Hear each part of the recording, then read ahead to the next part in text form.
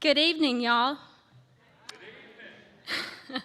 Welcome to the Battle of Blair Mountain Centennial Kickoff event. Yeah! It's about time.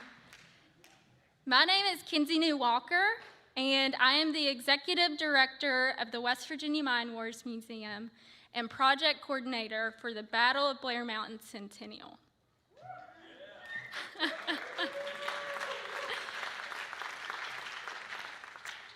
First, I wanted to remind everyone that this event in history is about solidarity.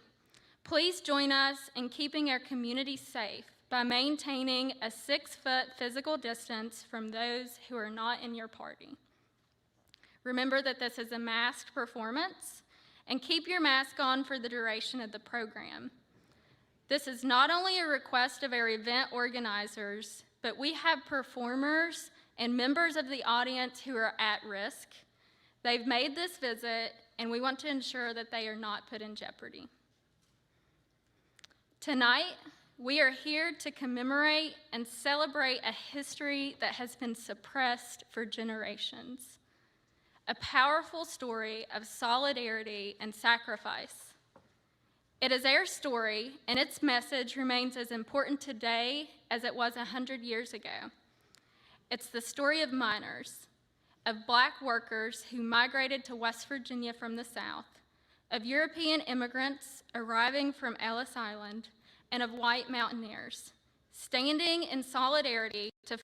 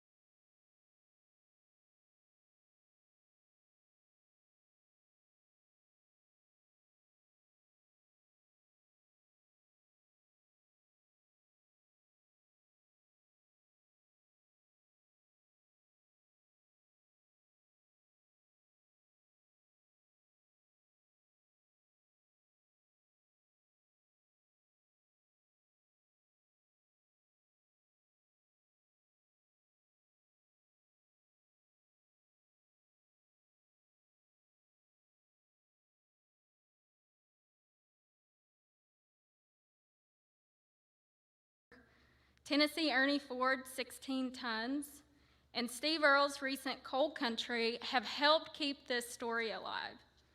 So in keeping with this tradition, we're proud to present a special showcase of spoken poetry, lectures, and performances that will shine a light on stories so often left out of narratives and other retellings. And like the March on Blair, the Centennial has been a united effort and years in the making. Beginning in 2017 with a grant from the National Endowment for the Humanities, the West Virginia Mine Wars Museum organized a core group of representatives from the Battle of Homestead Foundation, the United Mine Workers of America, the West Virginia Humanities Council, and the National Coal Heritage Area Authority. This core group worked alongside dozens of incredible folks, communities, and organizations to present this weekend's events in honor of those who fought and died for the labor rights we enjoy today. I also want to take a moment to recognize our Dynamite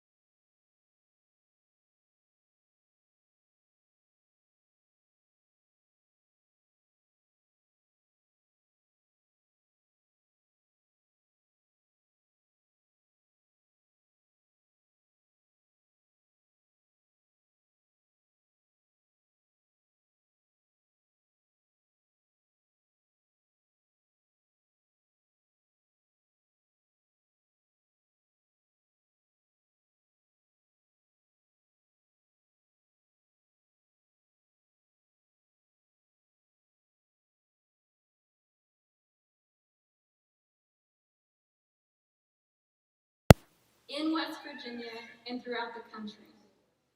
It's here in this room tonight. It was with the teachers in 2018 and 2019.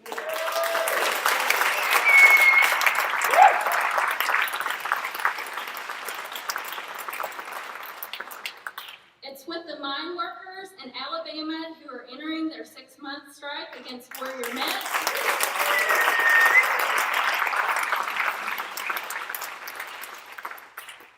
The Battle of Blair Mountain is a catalyst for discussions on modern-day issues that confront West Virginia and the nation. Let the Battle of Blair Mountain continue to spark conversations about this monumental struggle for rights and for justice, not only 100 years ago, but today and 100 years from now.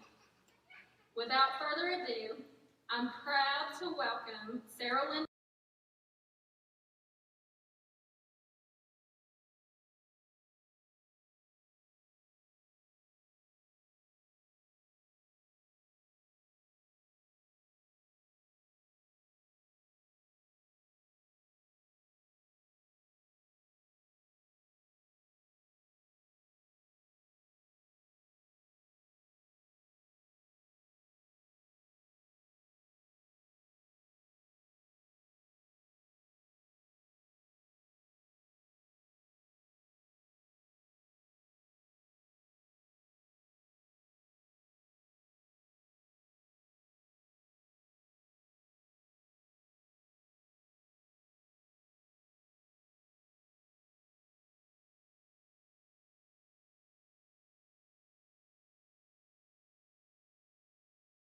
We'll win the fight someday, for every working man must have his freedom.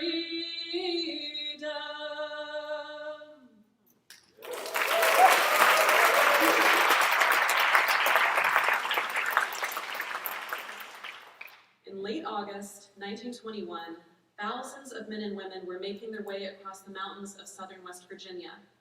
The men were armed with rifles, shotguns, and pistols, while the women dressed in nurses' uniforms, ready to care for the wounded. These people were Italian, African American, Hungarian, Polish, white. They were Unionists, Socialists, Republicans, and Democrats. But all these men and women were marching together because their anger had grown so great that they felt they had nothing to lose. This march was 20 years in the making. In the past 2 decades of intermittent mine wars, survival had looked like many things. It looked like foraging for wild greens to feed families in the strike camps.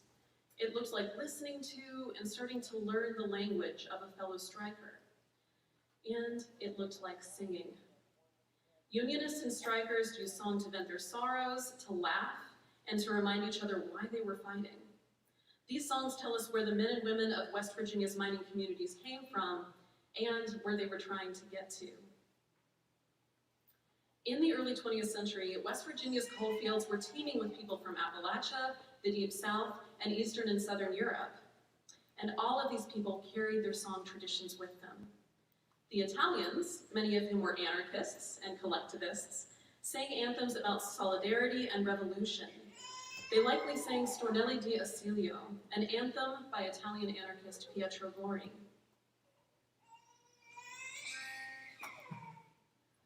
O profughi d'Italia, all'avventura, si va senza rimpianti, ne paura nostro patria al mondo intero, nostra legge la libertà, ed un pensiero ribelle in cor ci sta. All of these workers dealt with the same bad conditions that kept them in debt to their employers and afraid to go underground every day. The company store, a song by miner Isaac Hanna, submitted to the United Mine Workers Journal, tells us about miners' anger towards the company-owned store. The lot of the miner at best is quite hard. We work for good money, get paid with a card. We scarcely can live and not a cent more, since we're paid off in checks on the company store. Those great coal monopolies, they're growing apace. They're earning their millions by grinding our face. Unto their high prices the people pay toll, while they pay 50 cents for mining their coal. A miner recalled that conditions in the coal camps were like this. You didn't even own your own soul in those damnable places. The company owned everything. The houses, the schools, the churches, the stores, everything. But the union promised something different. Beginning in 1900, the UMWA began to send organizers to West Virginia, leading miners to unionize and, unfortunately, for mine owners to resist, leading to the wars that we commemorate this evening. With these organizers came orator and hellraiser Mary Harris Jones, or Mother Jones. Her grandmotherly appearance always gave her the element of surprise when she stepped onto a platform and began ruthlessly cussing out the men around her, teasing and cajoling them into joining the union. It's no wonder that the miners often praised her in song. All hail Mother Jones. The themes of your speeches are grander and richer than silver and gold. The light of the mansions eternal, where wisdom and love will unfold. Steer forward, march on with thy mission. Through strife and injunction be brave, and follow the steps of the leader, the starving and toilers to save. The light of millennium is dawning, the ages unborn will be blessed. Mother Jones will be ever remembered when her soul joins the heavenly rest. It's hard to appreciate the spirit people needed to live through these Cold Wars, to really wake up every morning in the strike camps and say, okay, I'm doing this for another day. I'm going to hang in there. There was always the danger of being attacked by Baldwin Felts agents or law enforcement. In February of 1913, during the Cabin Creek strikes, the tent colony of Holly Grove was fired on, killing Chesco Estep. Union organizer Ralph Chaplin, who was in Holly Grove at the time, heard strikers walking around saying, "Just wait until the leaves come out." They wanted to take revenge for what had happened. Chaplin was inspired to write a poem based on these sentiments. The hills are very bare and cold and lonely. I wonder what the future months will bring.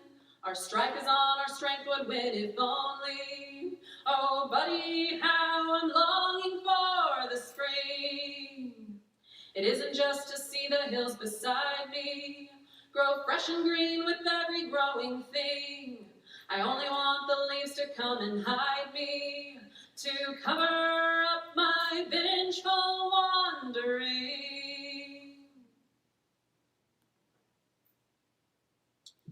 This same fury would be felt less than a decade later by the men and women who marched to Blair Mountain. And this time they weren't fighting from under cover. They were in the open, they were integrated, they spoke different languages, but they were on the same page. We are locked in deadly combat with the honest workman's foe. We are fighting out the question, does the union stand or go? With some to fight and some to work and furnish all the dough, we are sure to rout the foe.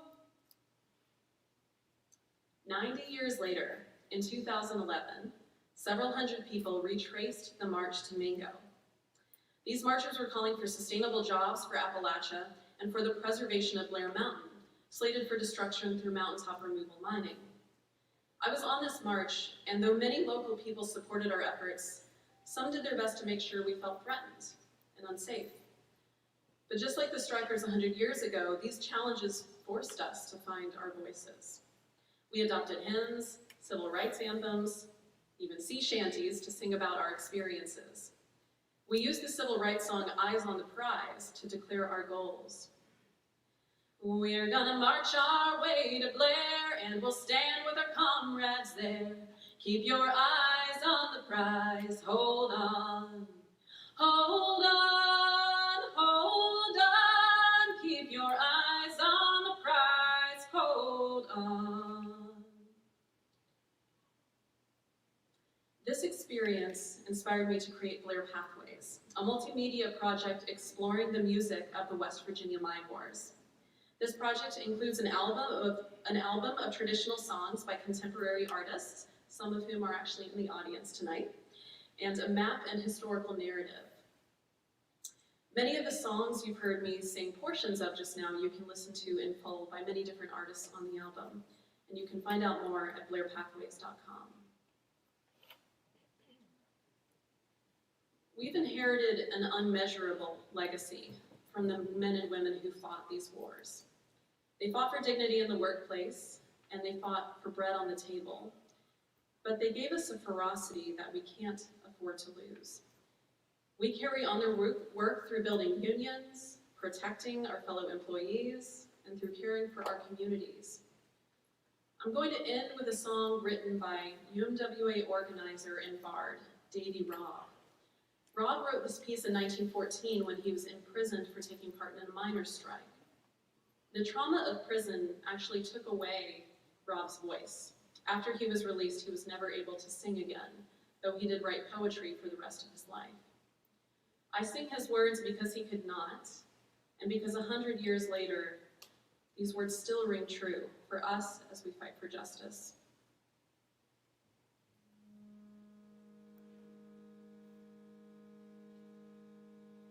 Within the grasp of unjust courts, behind the bars of jail, our working men on false reports, as cowards never fail to fill the jurors' ears with lies, the safeguard of the slave, whose lies will fall as truth will rise to vindicate the brave.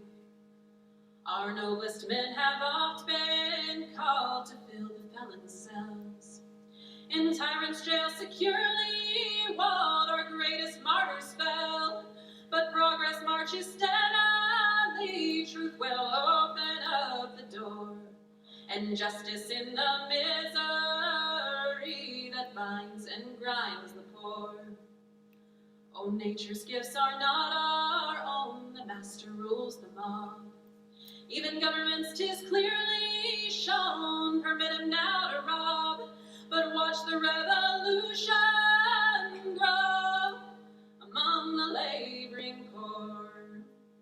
For courts and jails and rogues must go, and greed will reign no more.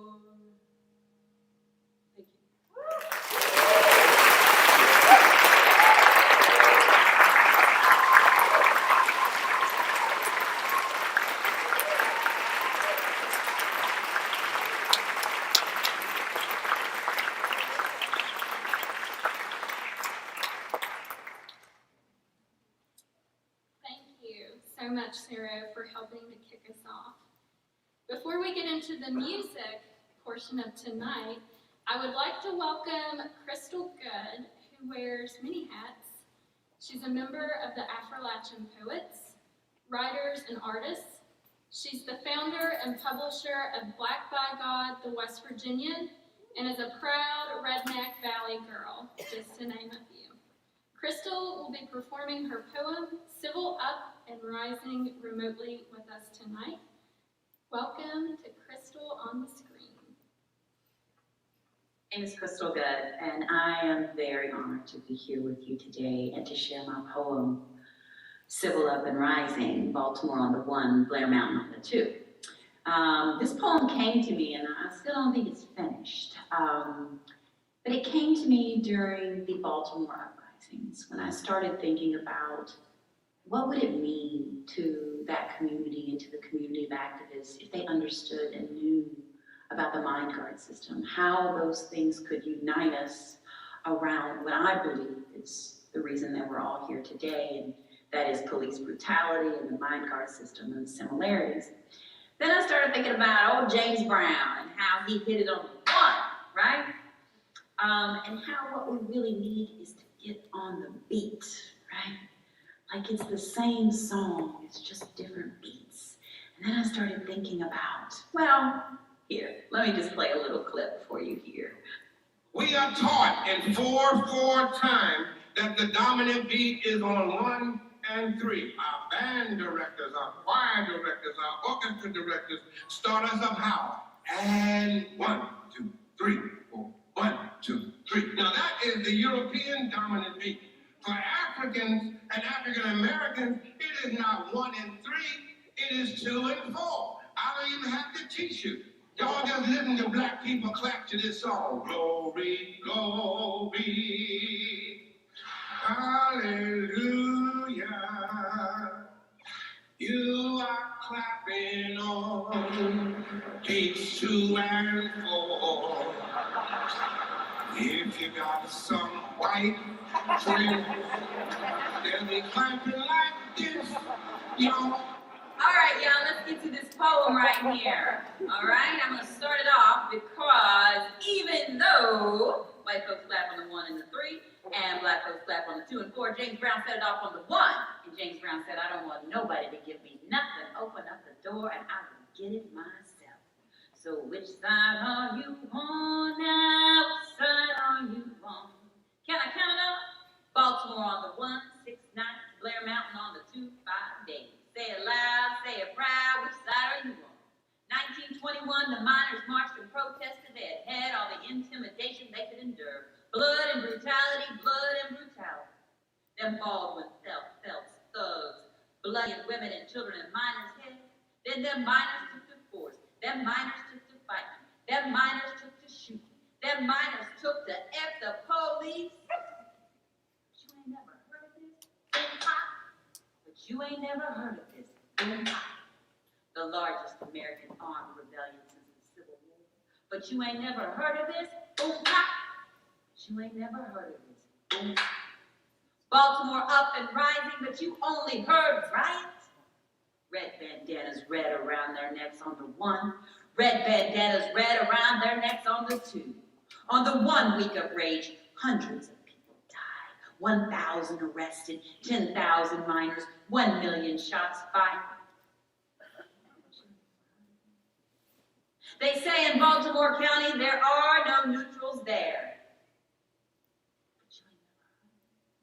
They say in Logan County there's too much misery and despair. Sid Hatfield and Freddie Gray. They say they have to guard us to educate their children, live in luxury, our children almost wild. Sid Hatfield and Freddie Gray. They say they have to guard us to educate their children, live in luxury, our children almost wild. Gentlemen, can you stand it? Oh, tell me how you can. Will they call you a thug and say you're not a man?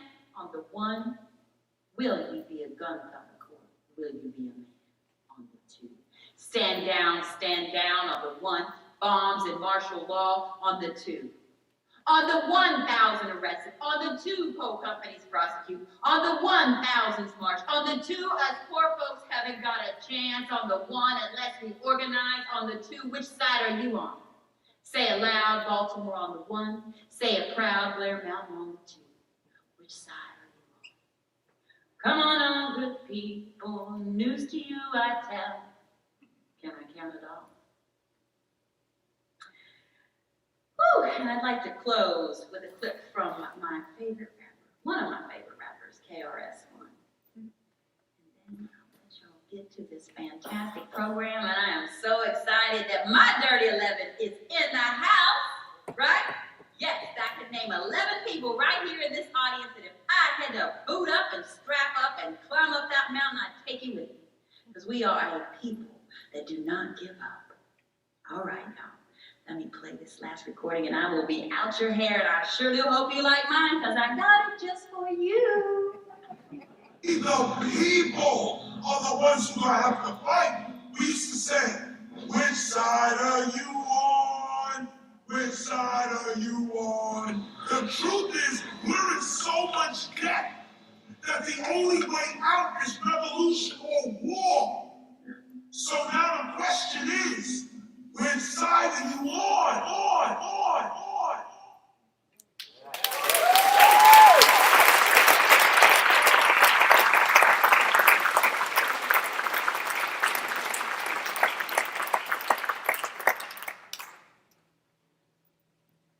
Good evening, ladies and gentlemen. My name is Seth Young. I'm the Executive Director of the Augusta Heritage Center in Elkins, West Virginia. The Augusta Heritage Center was founded in 1973 with the sole purpose of elevating, highlighting, and continuing the folk and traditional cultures of Appalachia and beyond, particularly those of marginalized groups. Tonight we celebrate the marginalized group that is the workers in our great state. I was proud and honored when Kinsey and the core team called us to celebrate and organize the music that is to be performed tonight. In 2018 and 2019, I was a proud union member at the state capitol, marching for workers' rights right here in the state. And I'm proud to say that we were called a redneck then. That's why we wear these bandanas to this day. And it harkened back to our redneck history of the Battle of Blair Mountain. What happened then sparked a revolution all over the nation as state after state took West Virginia's lead. So on a personal note, this work has been very meaningful and impactful. We'd like to thank you for being here tonight. We have headliner Phil Wiggins and Jerry Mills. Those are two of the creative forces behind the movie Babylon. It's going to be an incredible performance. But to open up the show, it is my privilege to introduce, from Mingo County by way of Tucker County, daughter of a coal miner, Heather Hanna and company.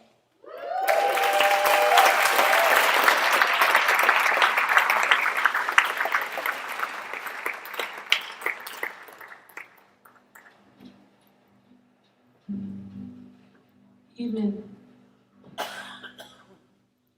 It's such an honor to be standing up here with you all, commemorating the Centennial of Courage, commending the courage that it took for a miner to look at someone else who maybe didn't speak the same language as him, or come from the same country as him, or pray to the same God and say, I trust you with my life, and with you I'll lay down mine if I need to. Because there's something bigger here that needs to be taken on. And unfortunately, it's a message that holds true because the face of fear changes. It's not always a Pinkerton. But there's always fear, and there's always greed. And there's no other group of folks I'd rather be joining arms with in the face of such things. Holding the line with the line of love. We're going to sing some songs for you this evening. It's my pleasure to be standing up here with my great friend Josh Stevens and my two brothers, Jacob Hanna and Josiah Hanna. We'll start you with a song we learned from our daddy. It's called West Virginia. It was written by Clancy Fields down in southern West Virginia.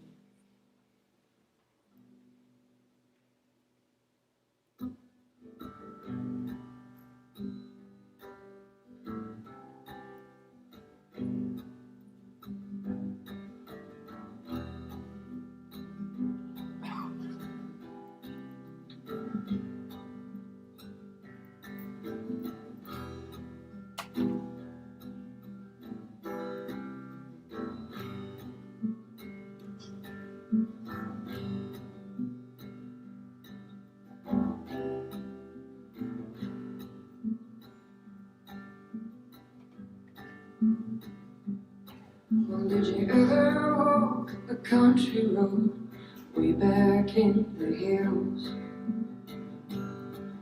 In the heart of West Virginia, where the country people live. I searched the whole world over, but nowhere could I find as sweet as West Virginia, that old home place of mine. West Virginia, oh how I love you. Well, have you changed?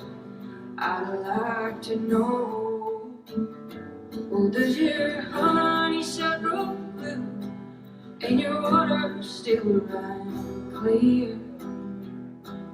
The beauty of your mountains makes heaven seem so near.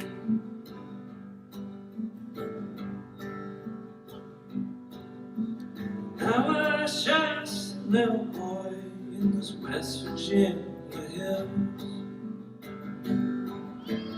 Used to have my daddy and his old moonshine still.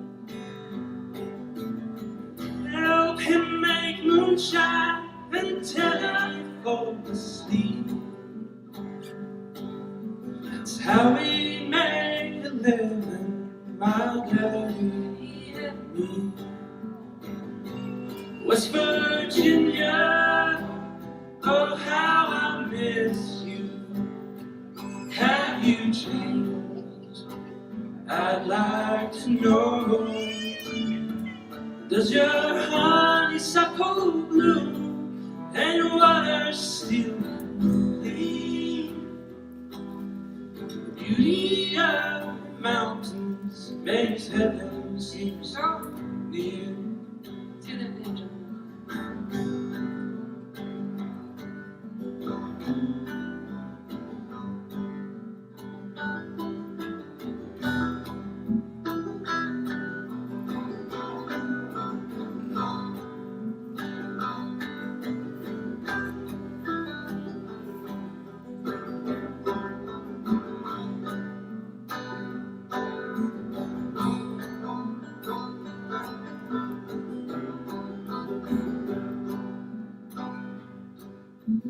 I recall the day when I left my home. At the age of 17, I got the urge to roam. I searched the whole world over, nowhere could I find sweet as West Virginia, that old home place of mine. West Virginia, oh how I love you. Have you changed? I'd like to know. Does your honeysuckle bloom and your water still clean? The beauty of the mountains makes heaven seem so near. Across that old Kentucky border, and soon I'll be there.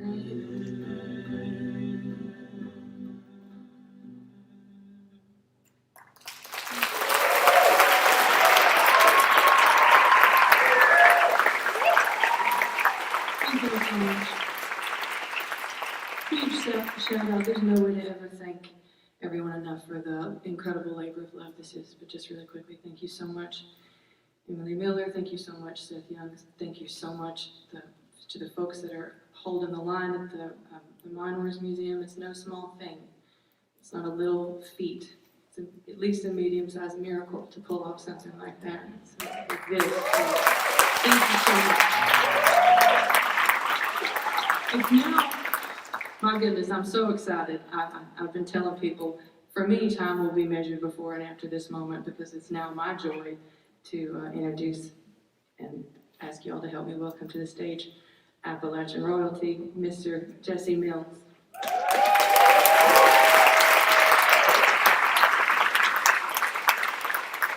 This is a song I wrote for my daddy. It's about coal miners, and it took me a while to figure out that coal mines can take many shapes. A coal mine can be anything that's got its boot on your neck. A coal mine can be anything that you're in the belly of and can't see your way through. You kind of forget what light looks like.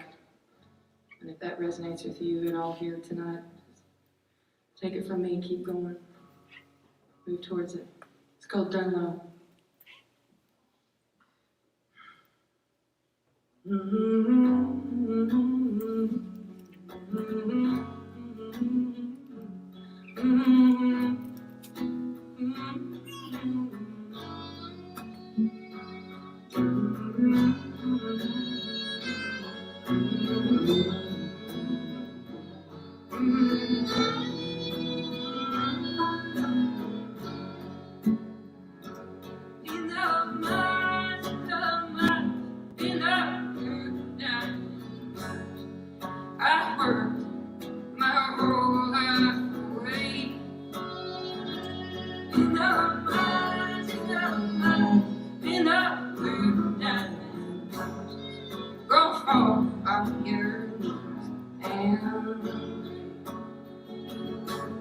I'm away down in, I'm away down in, way down low, down, way down. I'm away down in low, I'm away down in low, way down low, down, way down. I set my face to the wind and fire. I set my face to the water and mud. I know shame. Ooh, I see shame. I set my face to the dark and mire. I put my hands in the water and mud. I know shame. Ooh, I see shame.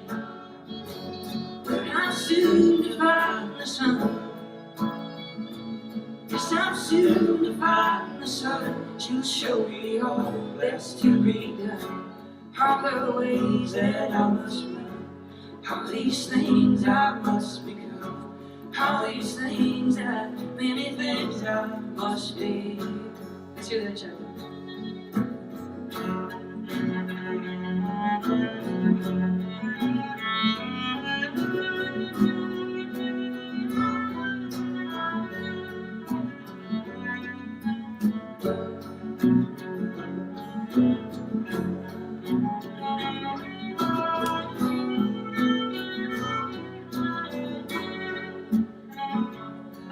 Strength of a man's desire. I know the point of boiling blood.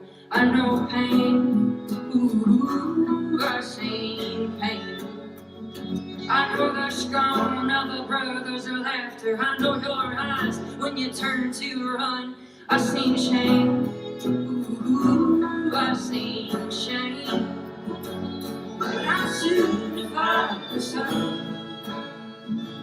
Yes, I'm soon to find the sun. She'll show me all that's to be done. All the ways that I must run. All these things I must become. All these things many things I must become.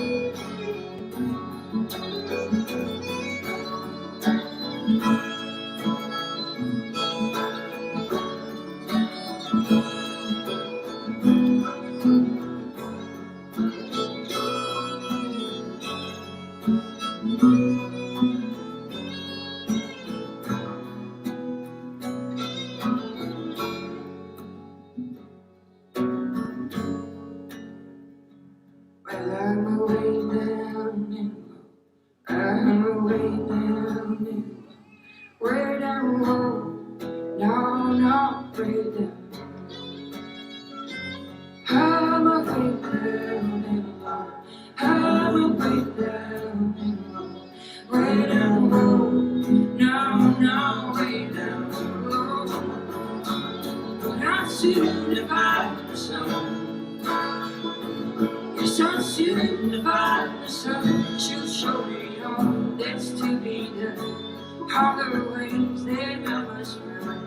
All these things I must become. All these things many things I must be.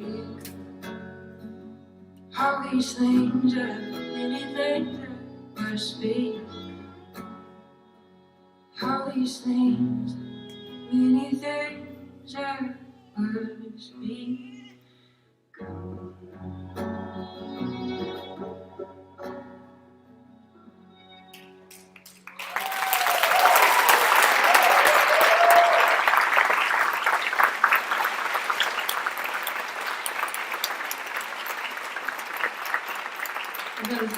I gotta say another huge thank you to the sound crew here. Y'all amaze me. Thank you so much. We've been out with like jumping through hoops to move y'all, and I mean, we put these guys through their paces, and they never broke a sweat. They were telling me what to do with my hands. They make it sound good. So grateful for y'all. Do you want to introduce this one? Yeah, sure. So if you can't tell already, we got a big family, both by birth and by choice.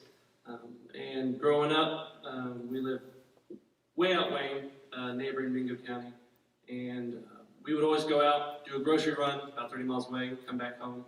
And we live up on top of the mountain. And we would always leave the front porch light on top of the mountain. And you could always see it for some reason. I don't know why it sort of defies physics. You can see a front porch light at the top of a 1,500-foot mountain where we lived on top of. And it was always just such a nice, comforting thing, like, oh, you're back from, getting supplies, and you're almost home, you're at the last leg, you're coming in from the bottom of the holler, and you're starting to make your way up the mountain. And that's when we, as a family, would just sing this song together called Lights of Home. And by the time we finish it, we would make it home. But I've been thinking about, just looking into the history of the coal mine wars and all the strikes that happened. A lot of folks were taken out of their homes because they were coal company houses, and they didn't have the lights of home to look forward to. So I guess this is to them.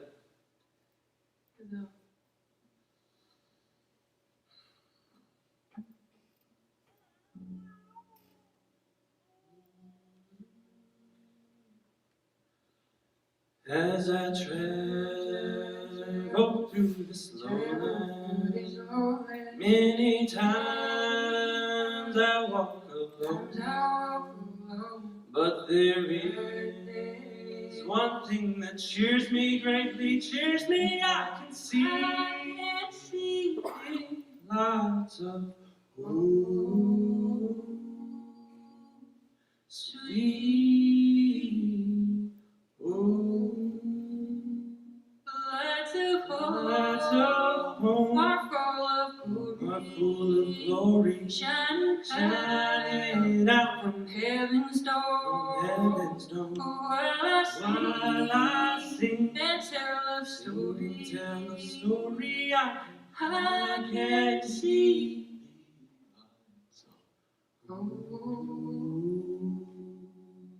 sweet home. No more burdens will I carry. No more cause for me to know. But will have joy forever, I can see the lights of home, sweet home. The lights of home are full of glory, shining out from heaven's door. While I sing and tell a story, I can see the lights of home, sweet home. Thank you.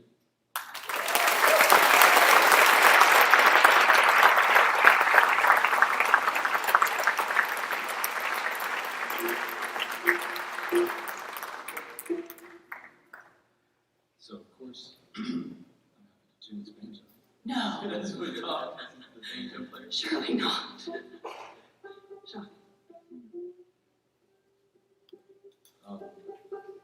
The song I'm going to sing, I heard bits and pieces of it as we were backstage.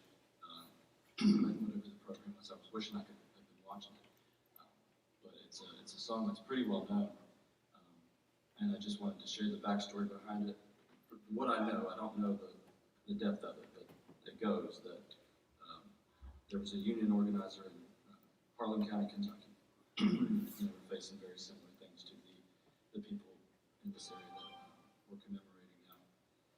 And this person got word that they were coming to his house to intimidate or worse him, and got word in time to leave, but his family was still there, and they were assaulted by these, and the song is referred to as gun thugs, which is a very specific term to this area. After that, his wife was said to have taken a calendar off of I think a refrigerator for some reason, but I don't know if that's part of the story or not. It's just where my calendar is. But took a calendar and wrote the lyrics to this song on the back of it.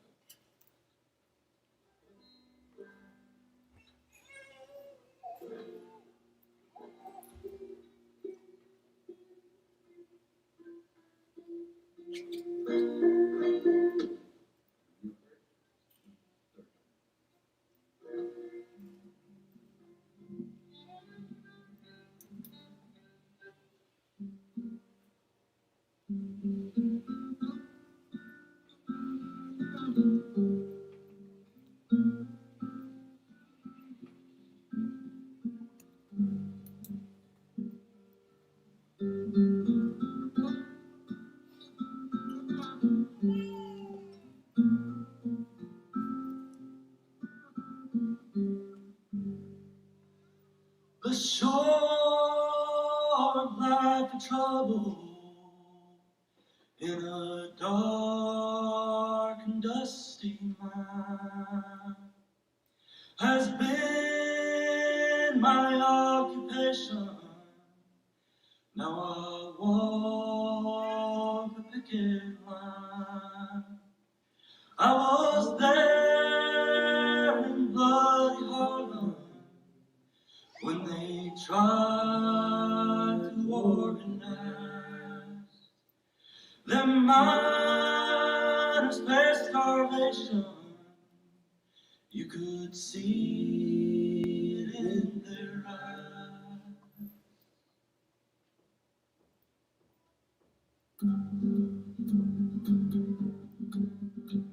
The company hired some gun thugs. Many miners died, it said. They came to kill the Union, but they lost their lives instead.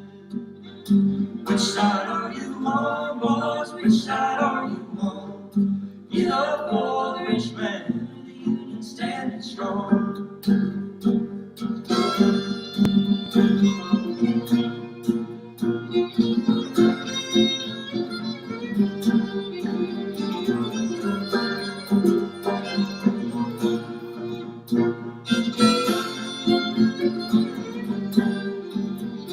I came to New York City in the year 43. We will fight Hitler's army in the war across the sea. But they would not hire a miner to do the workman's job. At 15 cents an hour, their pockets they will roll. Which side are you on, boys? Which side are you on?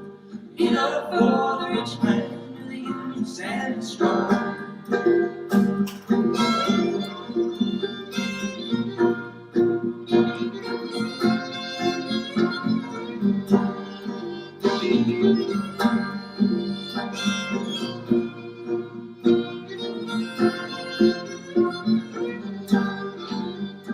I'll never trust a rich man as long as I draw breath to keep his power mansion, his star child dead. And when my life is over, don't wanna pass him on. Organize resistance and keep the Union strong. So here's to every miner who dared to take a stand, who lived to feed his family and died a Union man. Which side side are you on, boys? Which side are you on?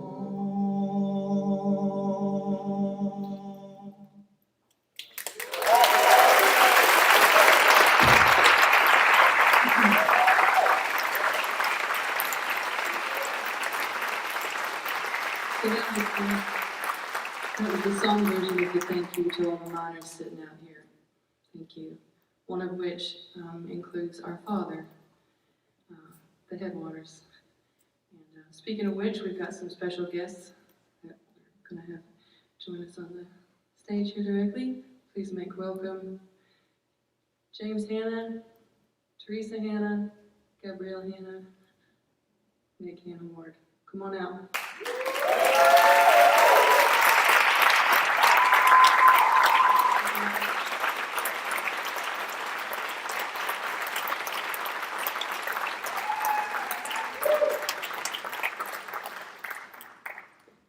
You know, in practically every holler, there's a cemetery with a family name on it. And we're no exception. My wife and her family, they gather once a year.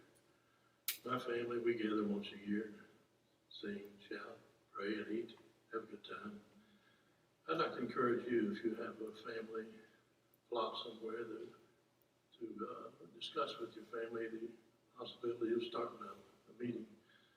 You'll never regret it. This song is called The Old Churchyard.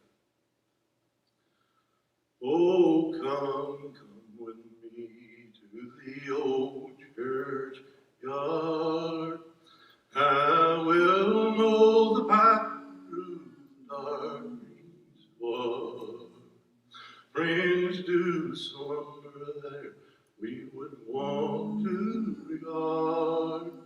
We will trace out their names in the old churchyard.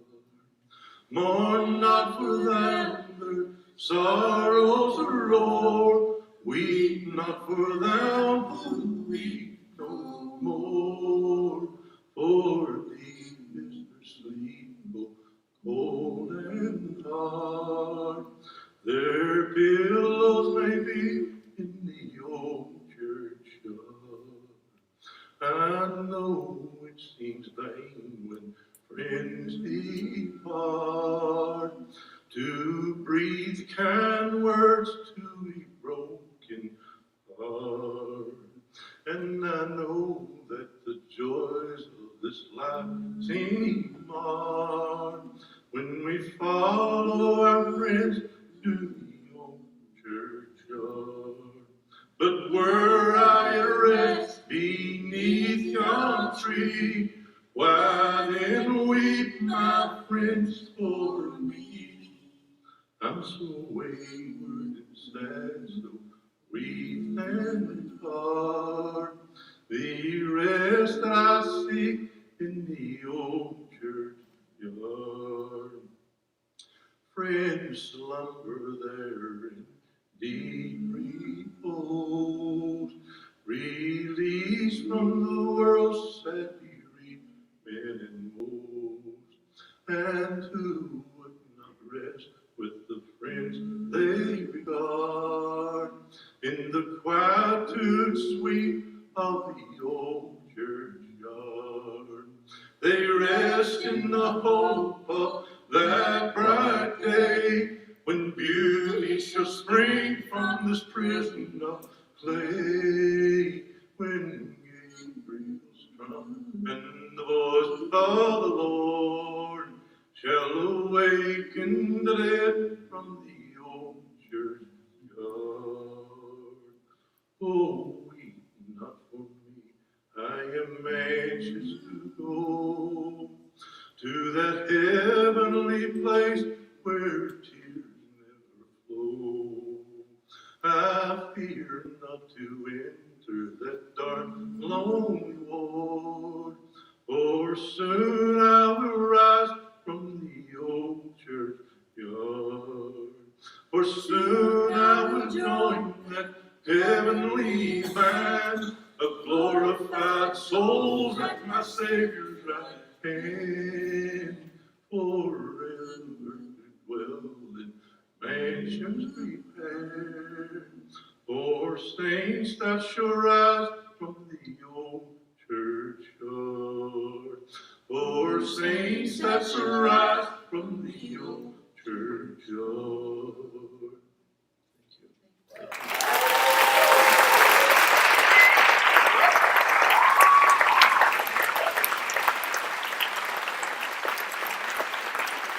Thank you.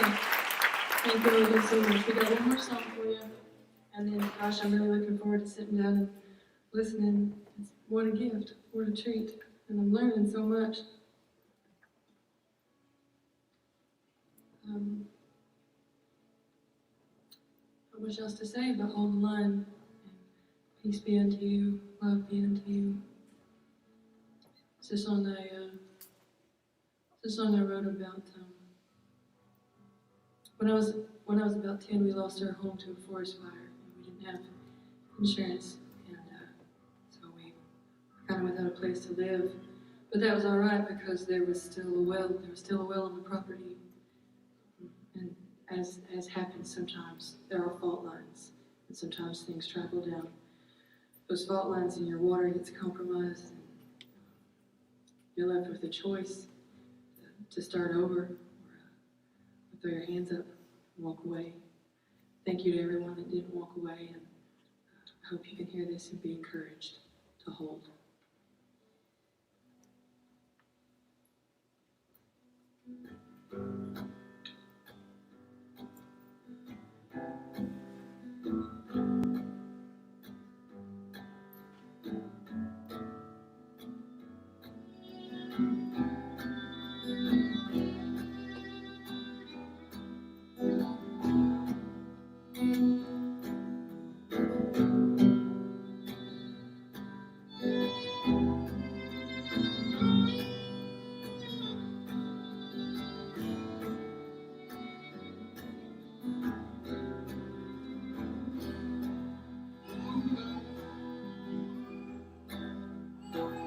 Well, I got family back in Mingo. It's been a year since I've seen where your bloodline runs the ridge line and the crow flies in between.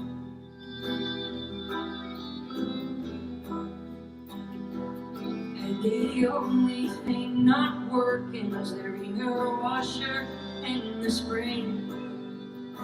They're both ran dry and red with iron. Now it's covering your dreams.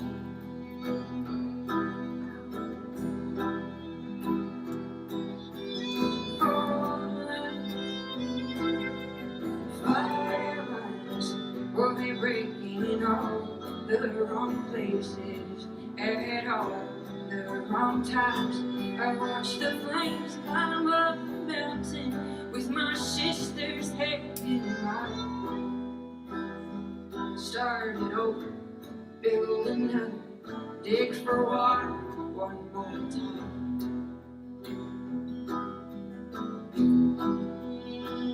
I seen my daddy's face all covered with the black veil of the mines.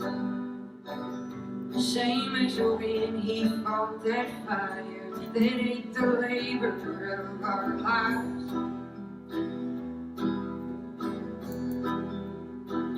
Well, the Lord give and He take, and He's sure taking His time. Where's that rock king from the mountain? When's my mama's by?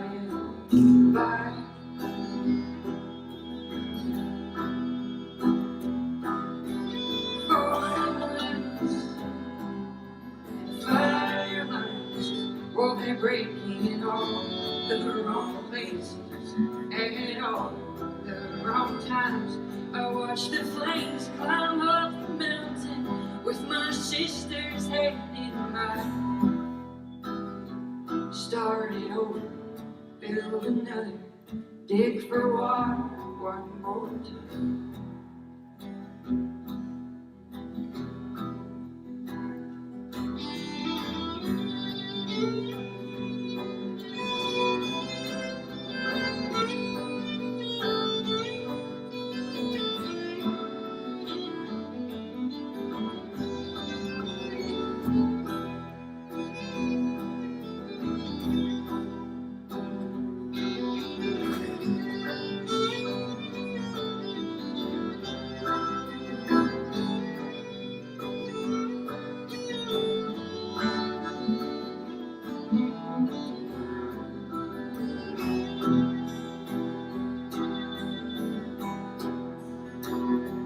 West Virginia, I drank poison with you.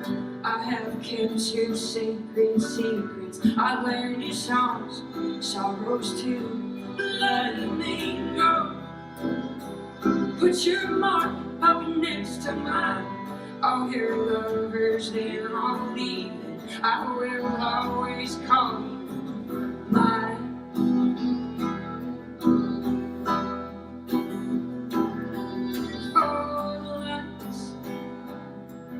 Firelights, are they breaking on the wrong places and all the wrong times? I watch the flames climb up the mountain with my sister's head in mine. Started over, build another, dig for water one more time. Started over, build another, dig for water one more time. Started over, help me brother, dig for water one more time.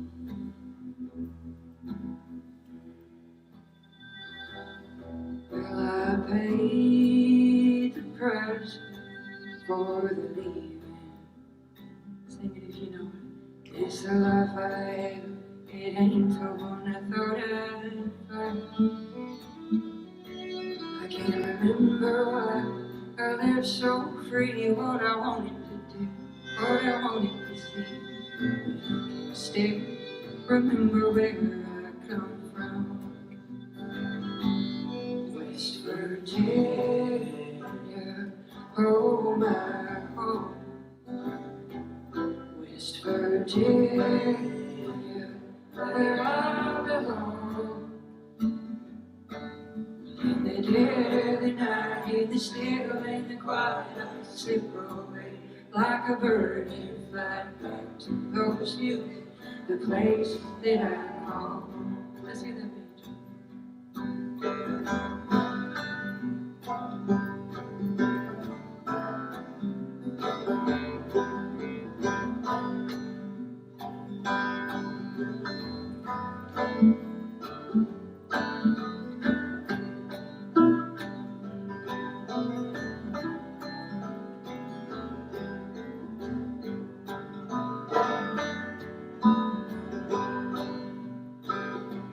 Well, I paid the price for the leaving. In this city, life's about got the best of me. Let me live, let me cry, and when I go, let me die. The ones who remember me when I'm gone. West Virginia, oh my home. West Virginia, where I belong. In the dead of night, the still and the quiet, I slip away like a bird and fly back to those hills, the place that I call home. Thank you so much.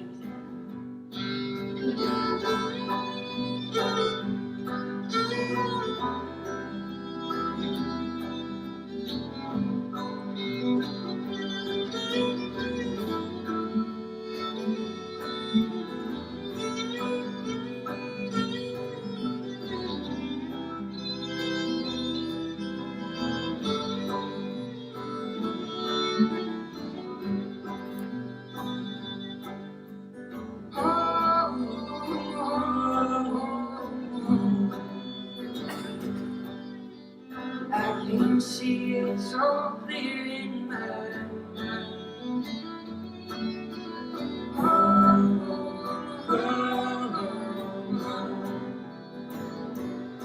Well, I can almost smell the honeysuckle vine. Well, in the dead of the night, in the still and the quiet, I slip away like a bird and fly back to those hills, the place that I call home.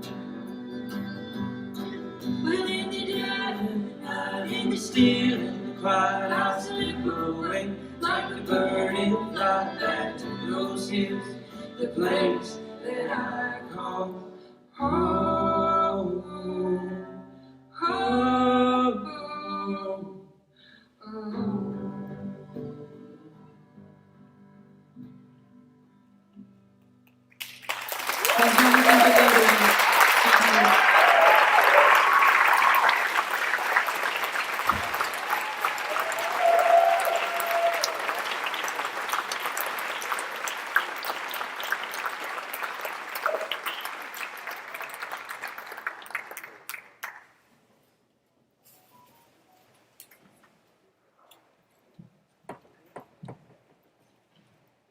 Good evening, everyone.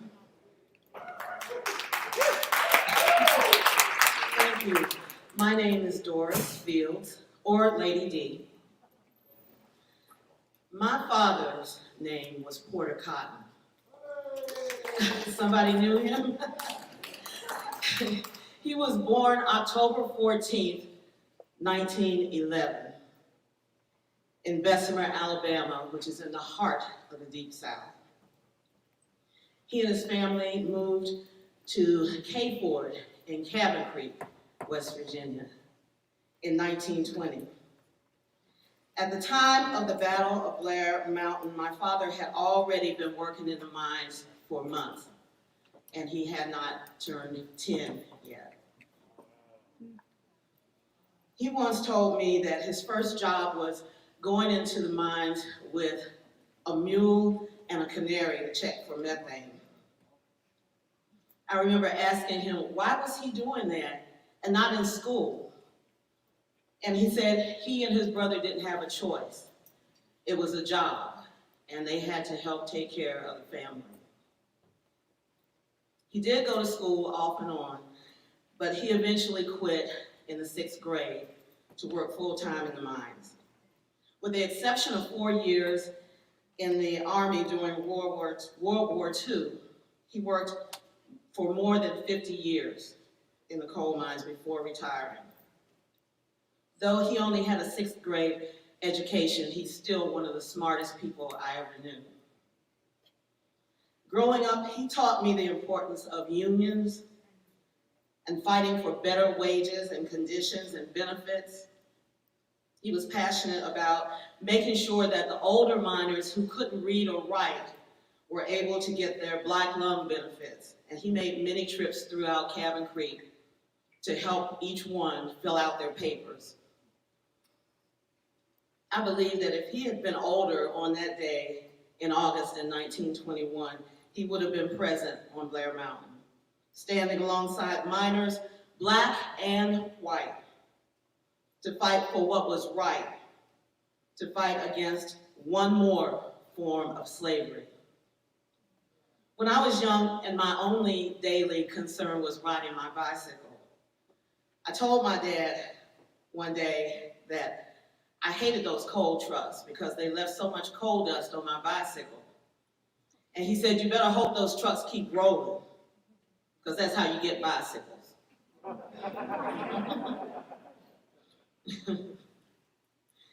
Well, today I stand here grateful to have been asked to speak and participate in this event, to honor those who fought and died and those who fought and survived. I'm also reminded there was a pandemic circling the globe at that time as well. And like then, now people chose to continue on. They chose to still stand up, to still fight for what is right, because now, like then, there are still forms of slavery to resist.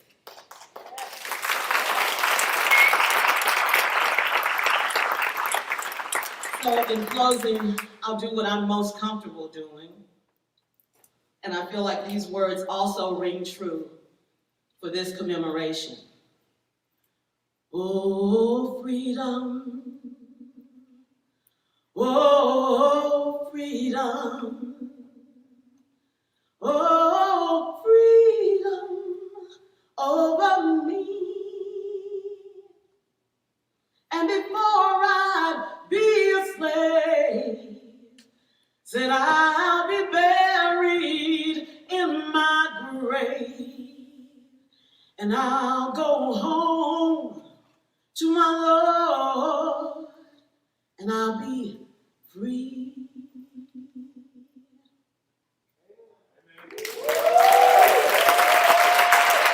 Thank you. Please welcome your next performer, Jerry Mills.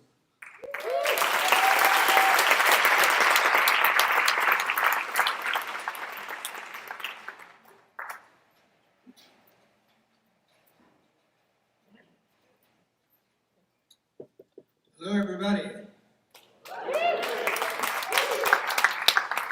Welcome to the old-timer portion of the show. I can't see anybody, but I can hear you. I feel like one of those rotisserie chickens down at Kroger's.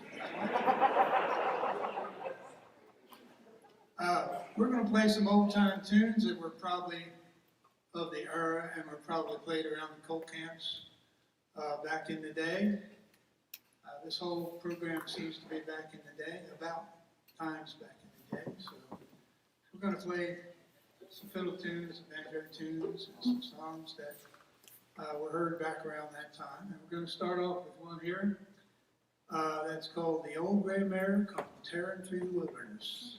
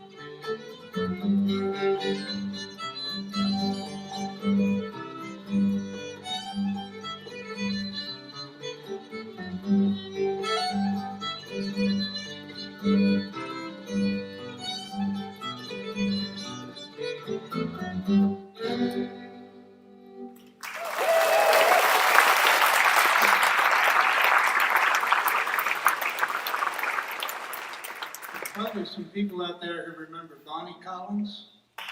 Yeah. She used to be around the folk festival up at Glenville and up at Jackson's Mill. In the middle of playing that tune, I remembered some words she sang to it, but I can't sing them on stage. And if you knew Bonnie Collins, you'd understand. Well, I knew an old fiddle player. He lives down on Coal River, down at a little place called Emmons. And he plays a lot of great tunes. He's a great old-time fiddle player. His name is William Sherman Holston.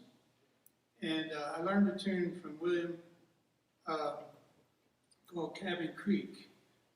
There's a lot of tunes called Cabin Creek. Actually, there's probably 3 that I can think of. And I often wondered, and I'm sure it's probably the case, that it relates to the troubles they had down on Cabin Creek that took place before the Battle of Blair Mountain, actually. I looked up had to look up a few facts about it myself. I'm sure there's some historians here who may tell you a whole lot about it, but I know that it started in 1912 when they had a strike on Paint Creek, and then it spread immediately to Cabin Creek. And the whole strike was over the fact that the miners on Cabin Creek were only making 2.5 cents less per ton than all the other miners around, even in the union mines. So they struck over this 2.5 cents per ton, and the company called in the Baldwin Felts, and they brought in 300 goons, I guess you could say, to try to put down the strike. Mother Jones showed up, and she was arrested. She was sentenced, actually tried and sentenced to 20 years in prison, but she only spent 85 days before she managed to sneak word out that she was in prison, and and I think it got to an agreeable senator who put pressure on the governor to get her released. So that happened. Martial law had been declared. About 50 people died in those struggles. And that was really a prelude to what happened at Matewan and the Battle of Blair Mountain. So I'm going to play this tune, Cabin Creek, that I learned from William Sherman Holston. And think about those times they had back going into trouble zones, Cabin Creek and Paint Creek.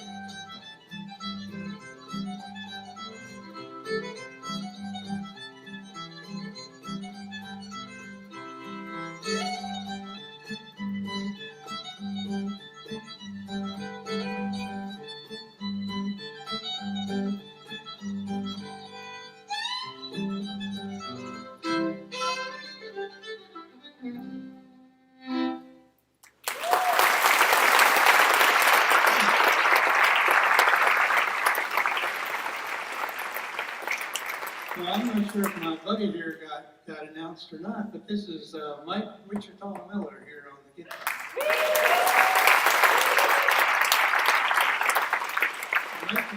Mike and I have well, we're trying to figure out how we're related because we have two grandchildren in common.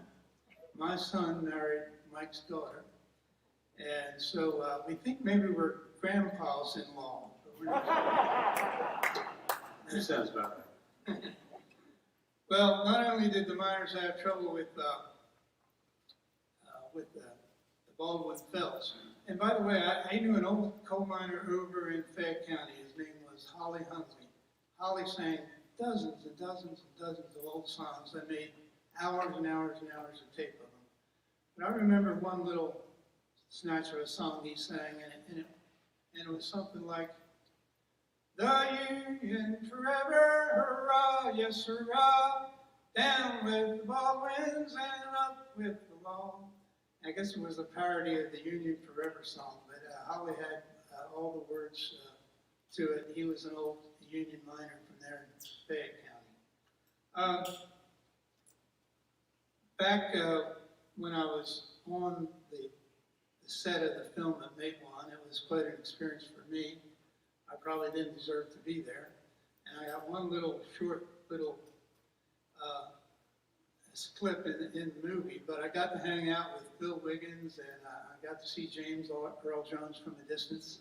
And but while we were there, Phil and I recorded a bunch of stuff for the guy who was the music producer, and a lot of that wasn't in the film, but not long after the film came out, I got a tape in the mail, a cassette tape. We're talking about way back in the mid-'80s, I guess.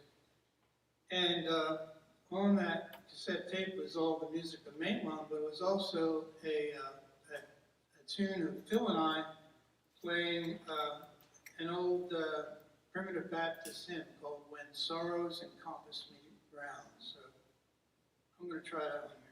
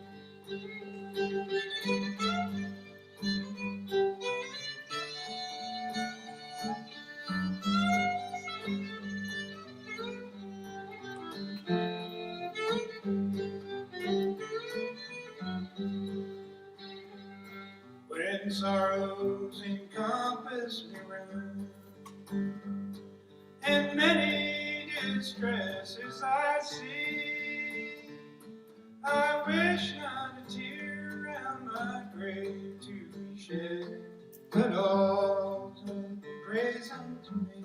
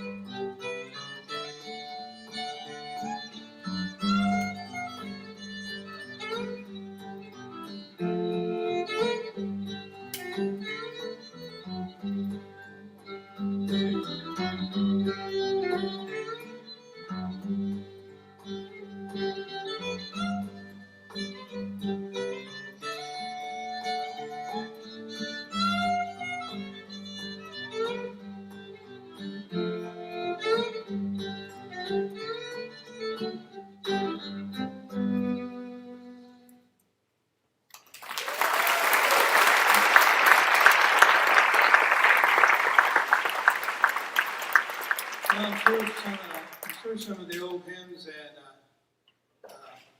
faith got a lot of people through those troubles, but there was also kind of double trouble because right before the Blair Mountain and a lot of the mine wars took place, the Volstead Act was passed in 1919, I believe. And so the government was after the people in all kinds of ways. And I had an old coal mining neighbor in Webster County, and he used to sing this old song about the moonshining days and the troubles they had back then. Come on, all you booze fighters, if you want to hear about the kind of booze that we sell around here. It's made way back in the swamps and the hills, where there's plenty of moonshine stills, where we don't give a damn for the Volstead law. And for prohibition we don't care a straw. It's made out of buckwheat, rye, and corn, and all bottled up in some barn. And a lamb lay down with the lion after drinking this old moonshine. One drop will make a rabbit whip a bulldog. One drop will make a cat chase a wild hog. Make a bullfrog spit in black snake's face, or make a hard-shell preacher fall from grace. And the lamb will lay down with the lion after drinking this old moonshine.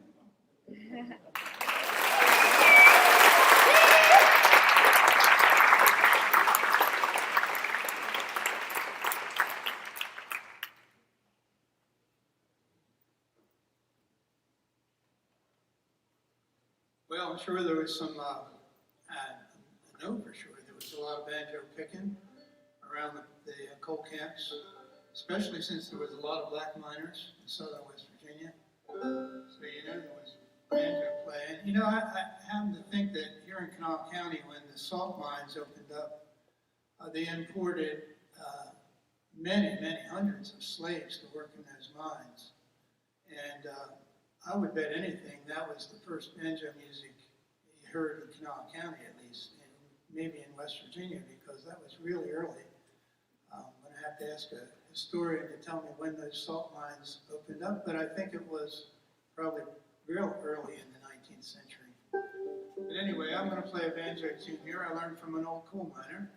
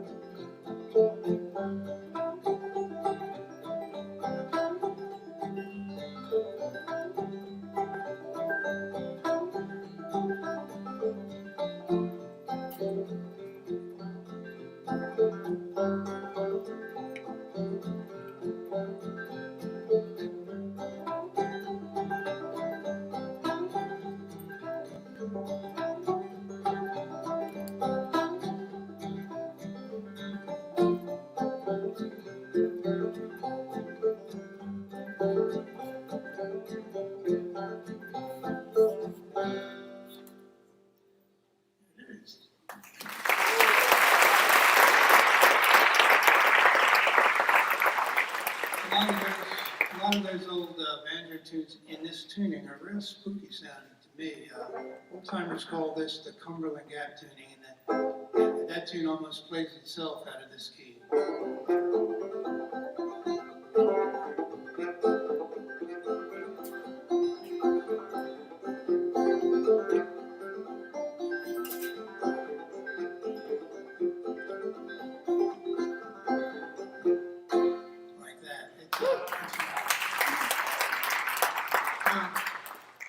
There's another old coal miner I met down in Mingo County. Anybody ever been to the Dingus Tunnel?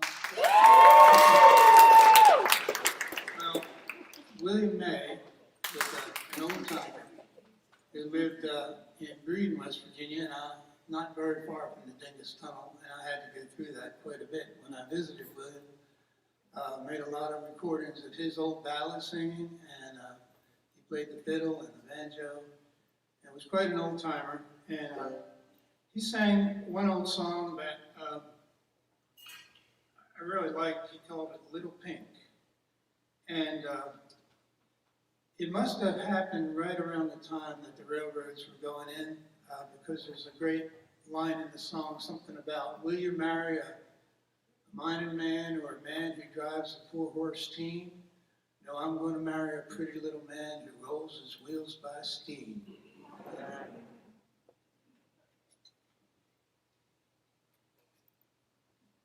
So this is Little Pink.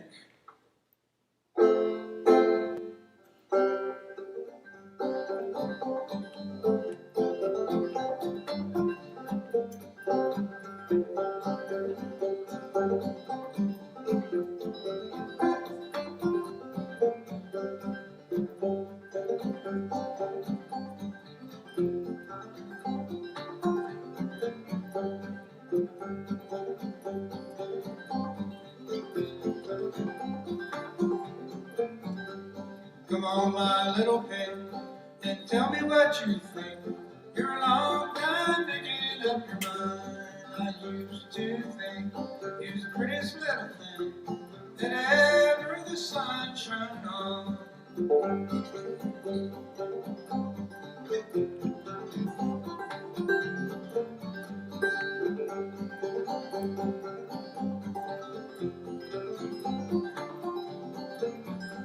Come on, my little pig, and tell me what you think.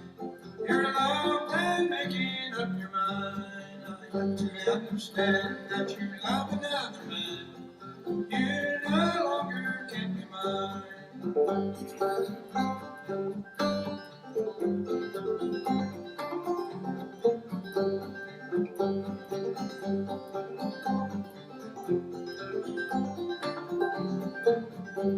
Remember the night that you told me, little pig, as we sat on the hillside to rest, you tried to make me believe all the lies that you told when the sun went down in the west.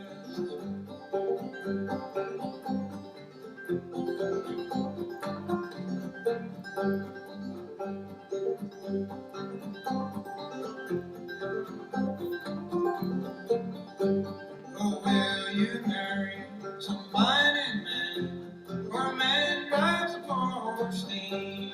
Oh, I'm gonna marry some handsome little man who rolls his wheels by steam.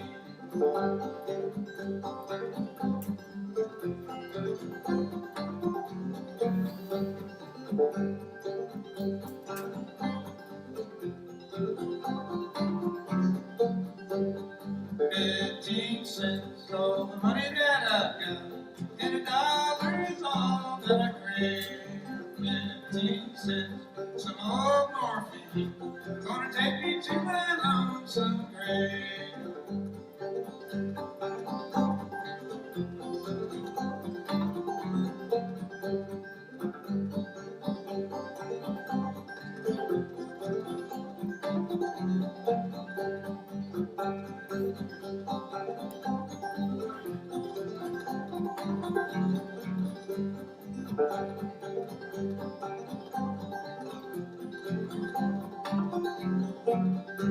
Well, the last time I saw my pretty little thing, she was standing in the old door, ring in her hand, crying too, saying, come back, honey, please don't go.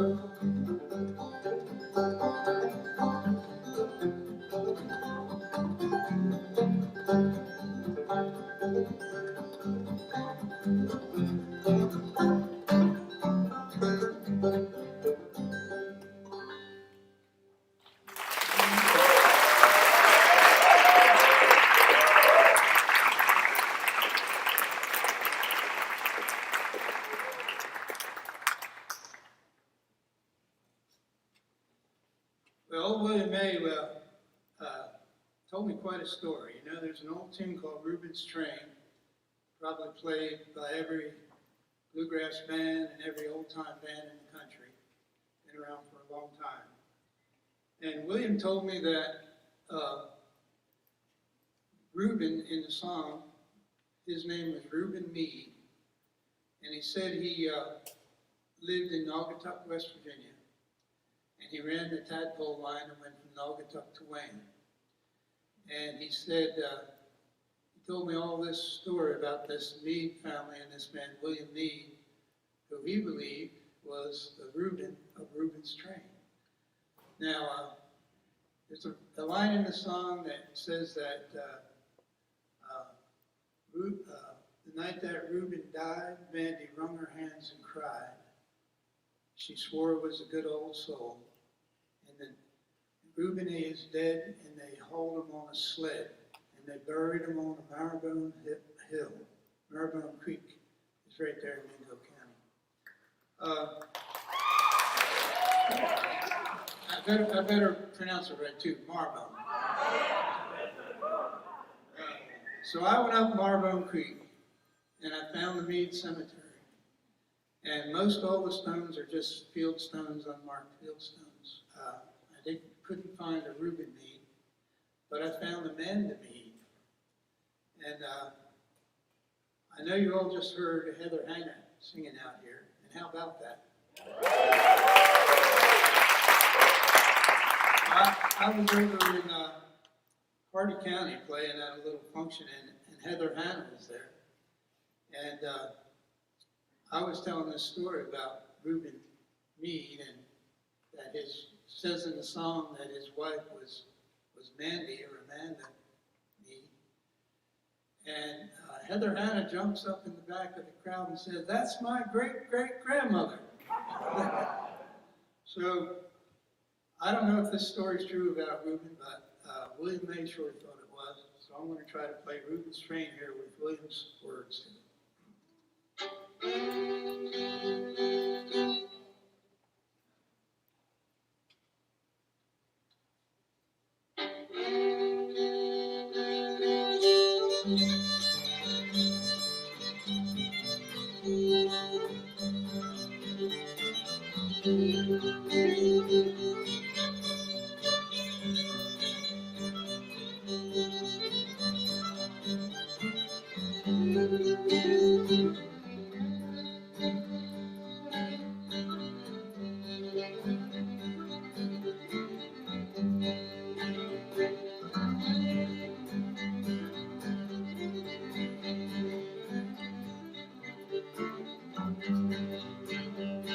Oh, Reuben made a train, ran from Naugatuck to Wayne. You can hear his whistle blow 100 miles.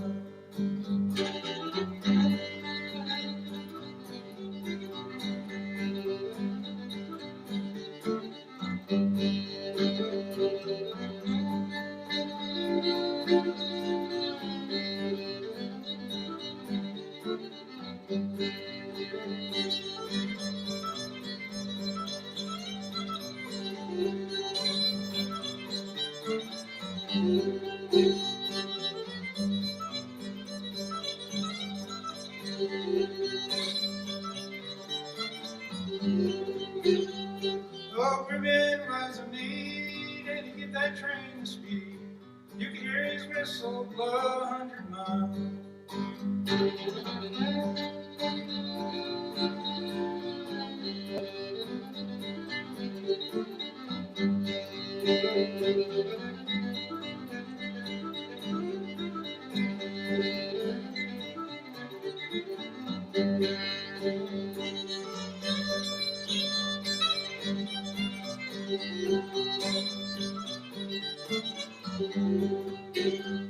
Oh, Reuben, he got drunk, and he pawned his watch and trunk. He swore he'd never drink anymore.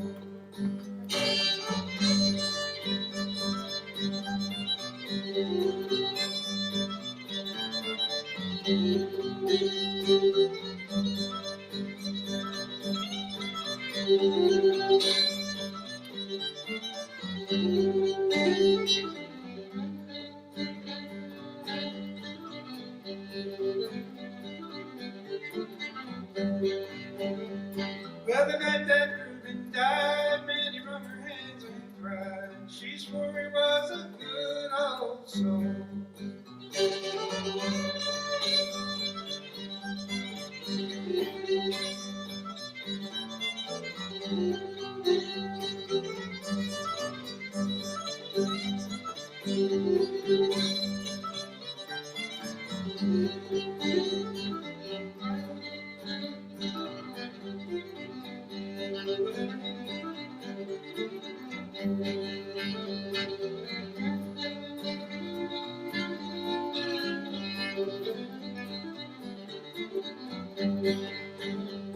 Now Reuben, he is dead, and they hauled him on a sled.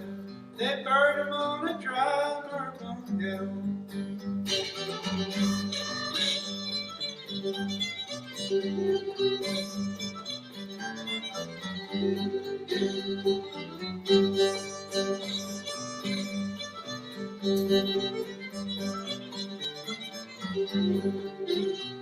Oh, Reuben, he ate drunk, and he pawned his watch and trunk.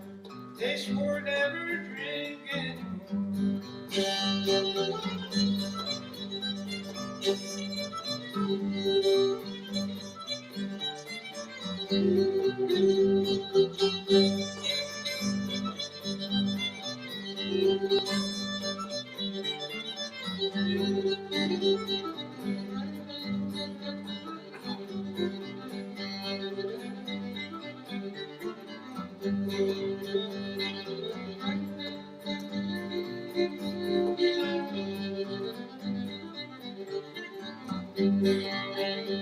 Oh, Reuben made a train, and he put it on the track. You could hear his whistle blow 100 miles.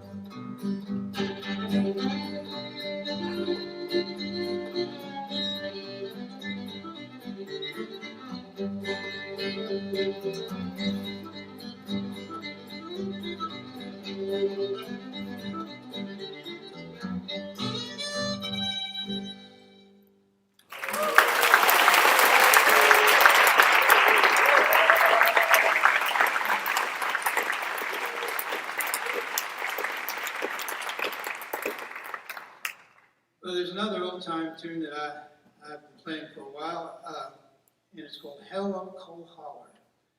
And I believe there's a lot of tunes, for some reason, old-time tunes about Coal Creek and Coal Holler, and there's the March Up Coal Creek, and it all has to do with some more mining troubles they had down in Tennessee.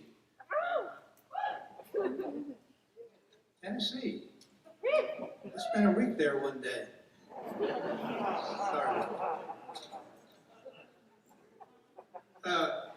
So what I found out about Coal Creek was it was way before the West Virginia mine troubles. And the problem was there, they brought in convict labor to work in the mines, and were knocking the miners out of their jobs and paying these convicts very little money to do it. So the miners, they had a stockade near this mine where they kept the prisoners. So the miners burned it down and freed all the prisoners, gave them civilian credit. So the government sent in the militia, and it was quite a rough time there for quite a while. And finally, the miners prevailed at first, so the governor had to send in more militia, and finally the miners surrendered. But through their actions, they finally got the convict labor system voided and closed down in Tennessee. So give the miners credit for that.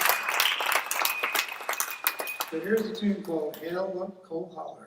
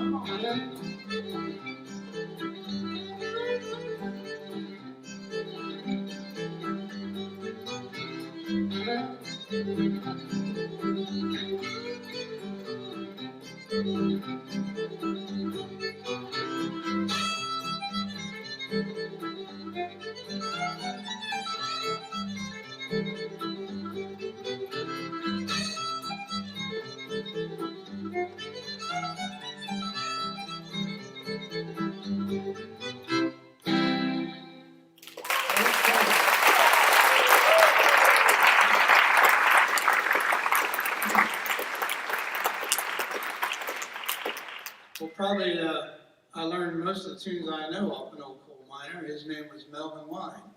I know Melvin has some fans here. He was quite an institution up there in Braxton County, and learned a lot of music from Melvin. Got to travel around with him quite a bit and play all kinds of places I would have never gotten to without that. But Melvin played a tune called The Pagan All, so we'll try that one. And then we'll switch over and play a tune called John Lover's Gone.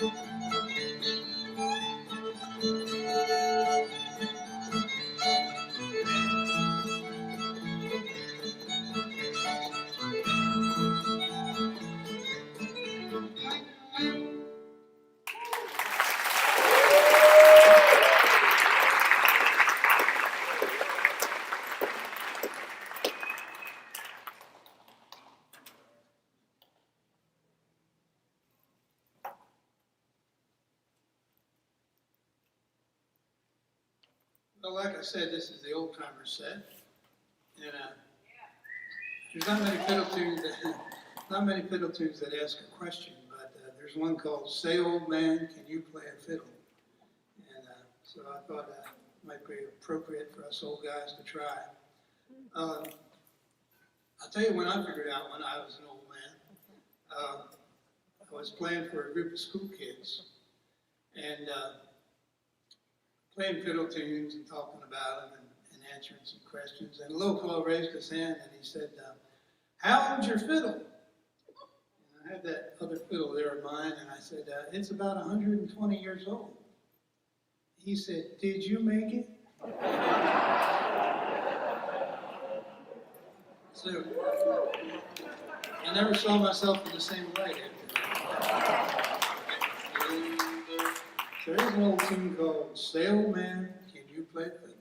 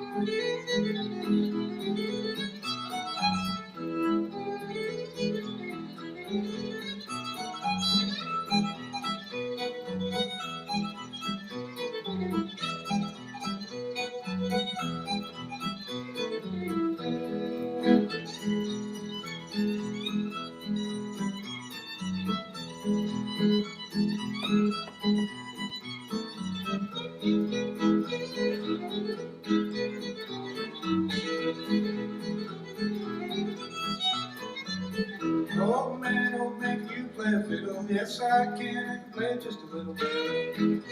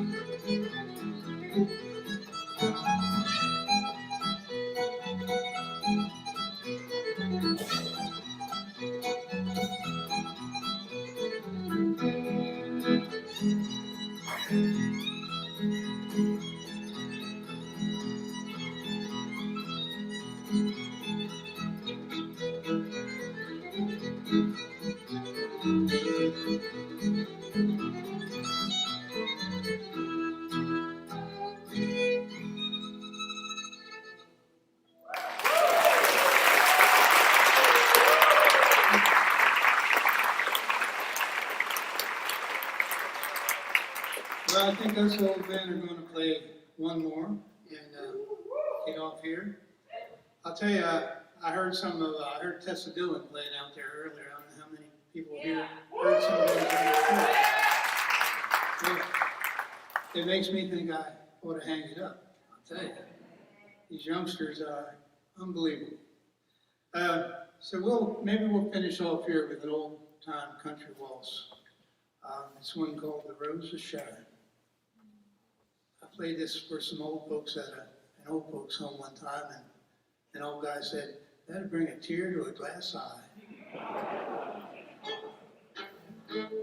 And this will show off some of Mike's guitar playing. I'll tell you, this guy's one of the best backup men in the business.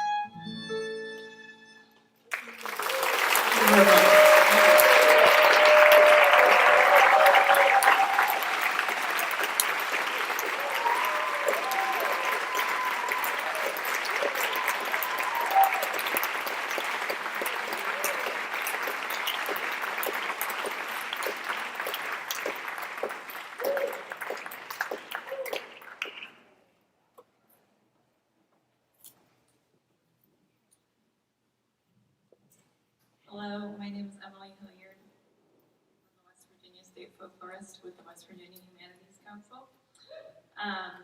I'm really honored to be a part of this historic event and want to say congratulations to all the organizers who worked so hard to make this happen.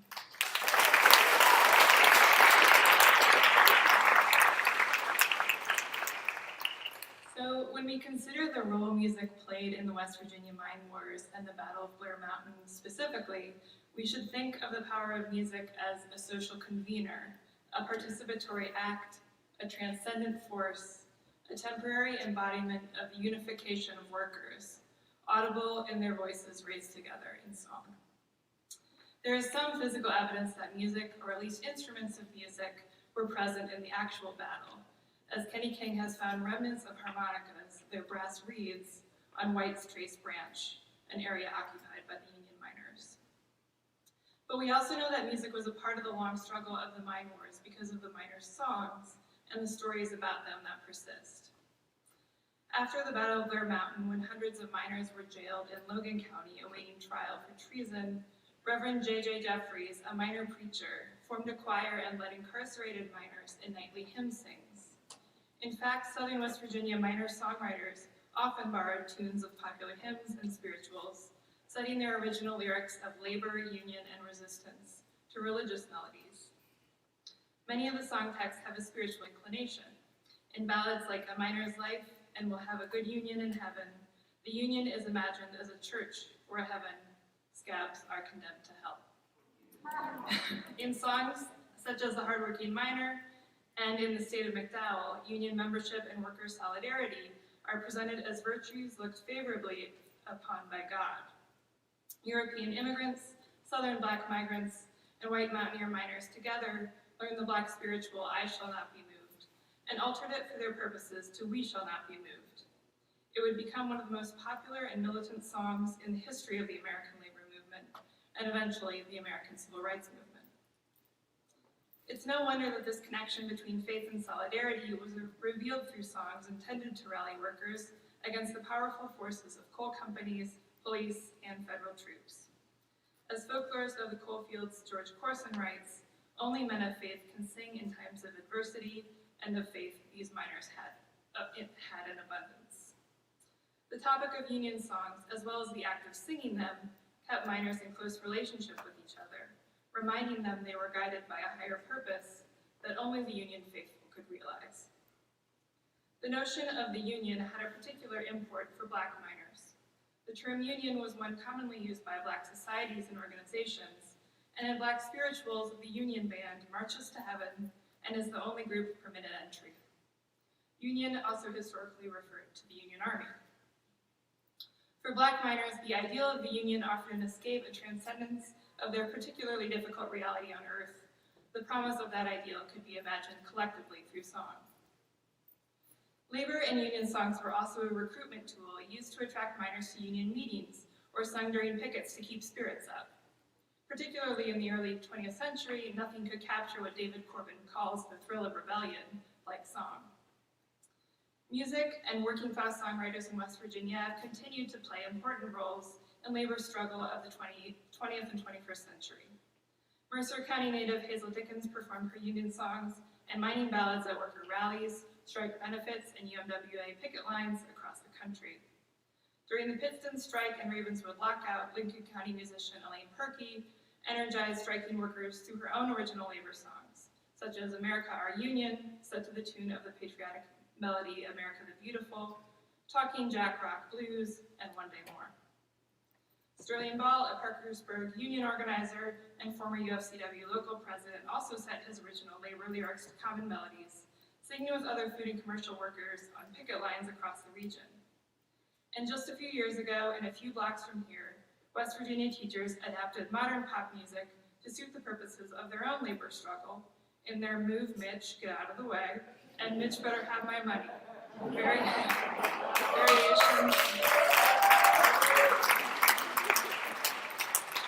Variations on Ludacris and Rihanna hits, respectively. You can Google it when you get home.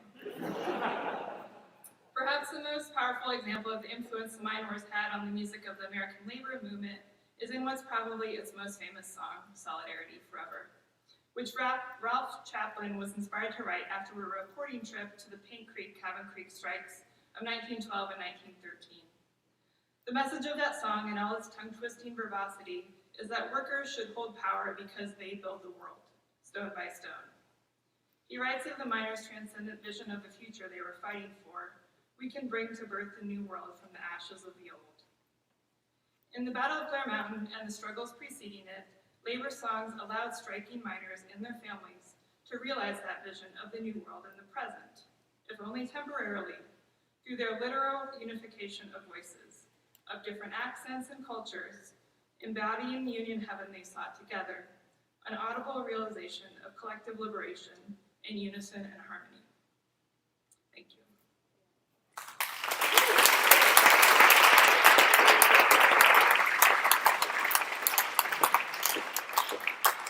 And now I'd like to welcome Phil Wiggins and members of the Chesapeake Sheiks to the stage.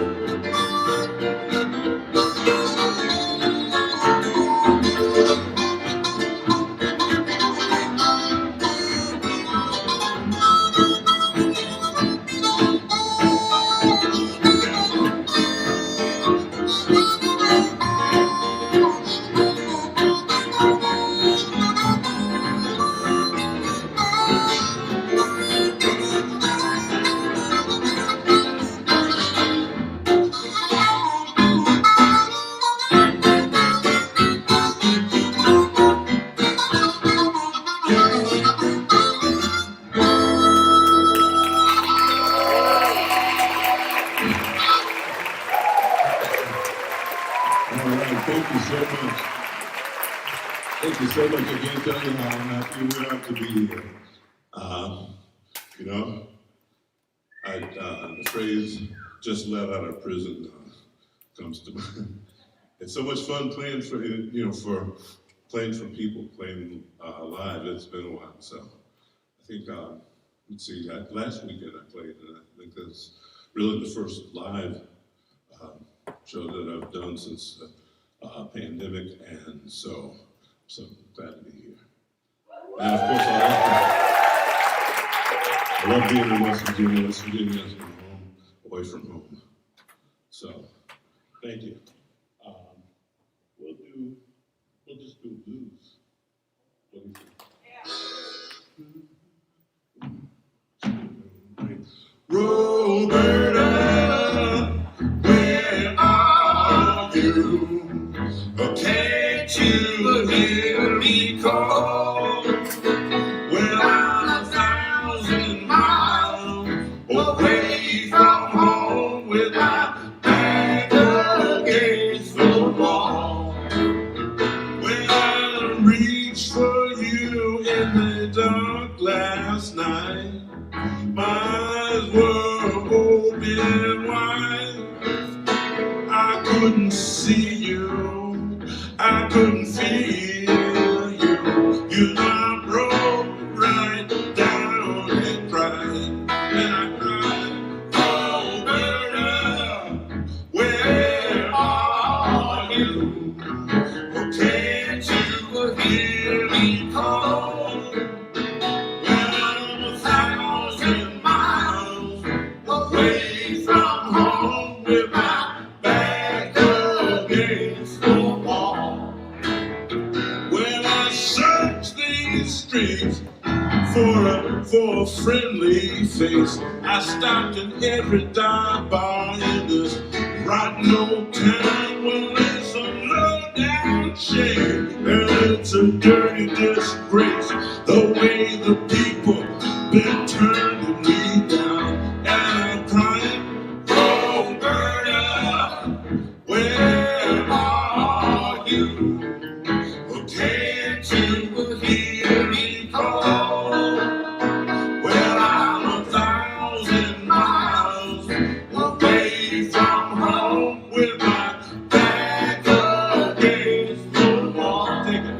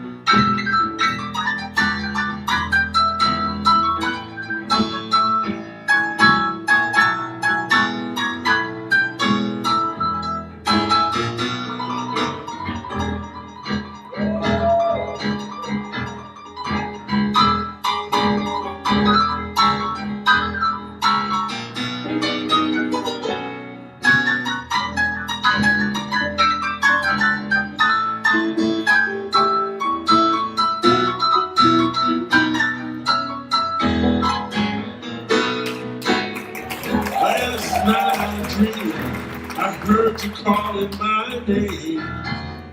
Your voice was music to my ear. Well, I woke up this morning in a motel room, and I was drowning in my tears, and I was crying, Roberta, where are you? Oh, can't you hear me call? Well, I'm 1,000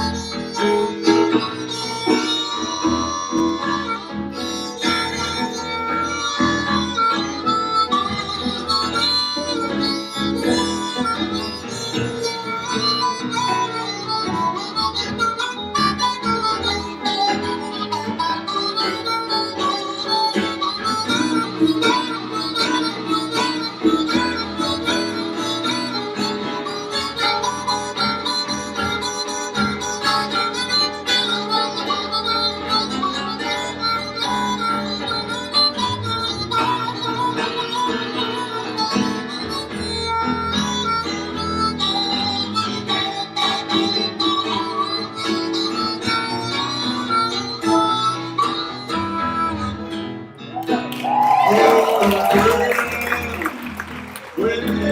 are you? Can't you hear me call? Well, I'm 1,000 miles away from home with my back against the wall.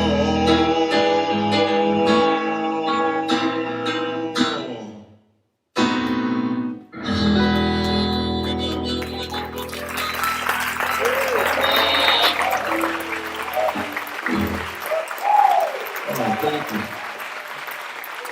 A little bit of blues for you. Now, this trio is part of my band, the Chesapeake Sheiks.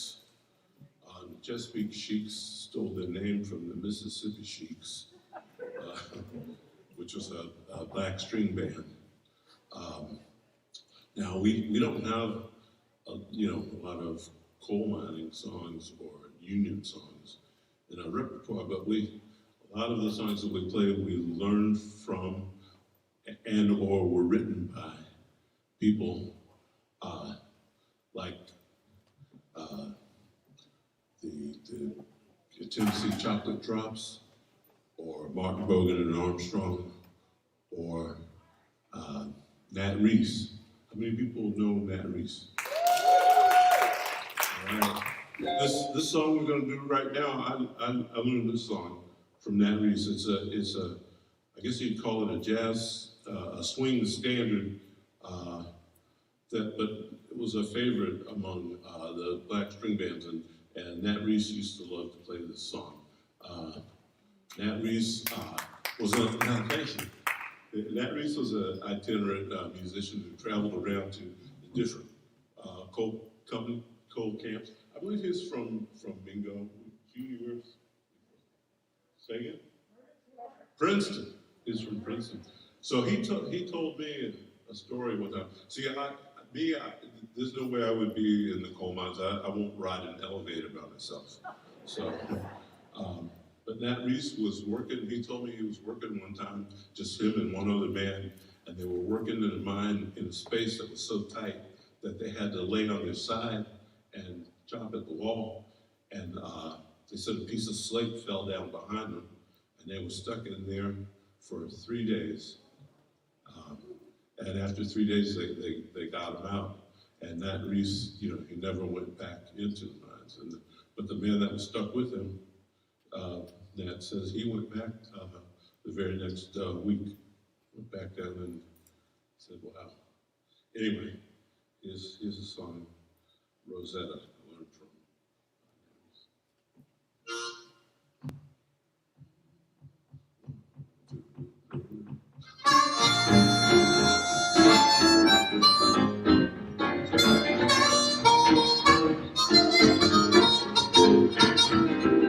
Rosetta, my Rosetta, in my heart too, there's no one but you. You told me, you can dance if you want. Please don't leave me for somebody new. You made my whole life a dream. Hope that I can make some of your dreams come true. Rosetta, my Rosetta, in my heart, dear, there's no one but you.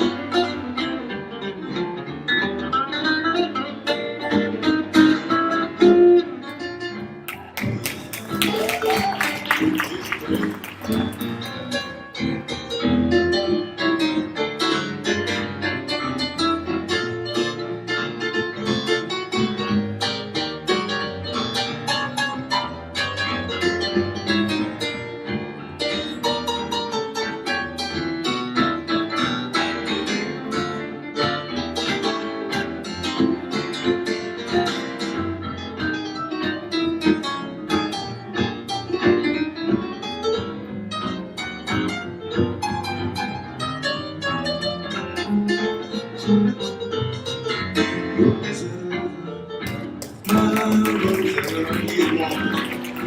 my heart, there's no one but you. You told me that you love me. Oh, please don't leave me for somebody new and younger and better looking. You made my whole life a dream.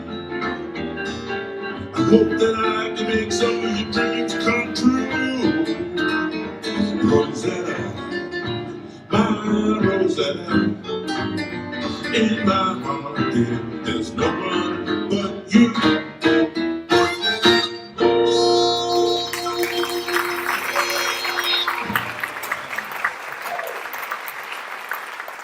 Thank you, Rosetta. So y'all having fun yet? Cool. I can't really see you, but I hope some of you have gotten up off your butts and are dancing.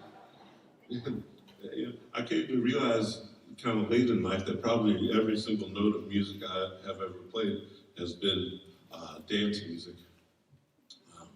So here's your chance. So I'd just like to say how glad I am to be here to reconnect with my good friend Jerry Milnes, who played just before us. Wasn't that nice? Wasn't that beautiful? And his son Jesse on the set before, so there you go. I remember so I think, one of the reasons I'm here is because I had the good fortune to be part of that movie, Mate One, that was,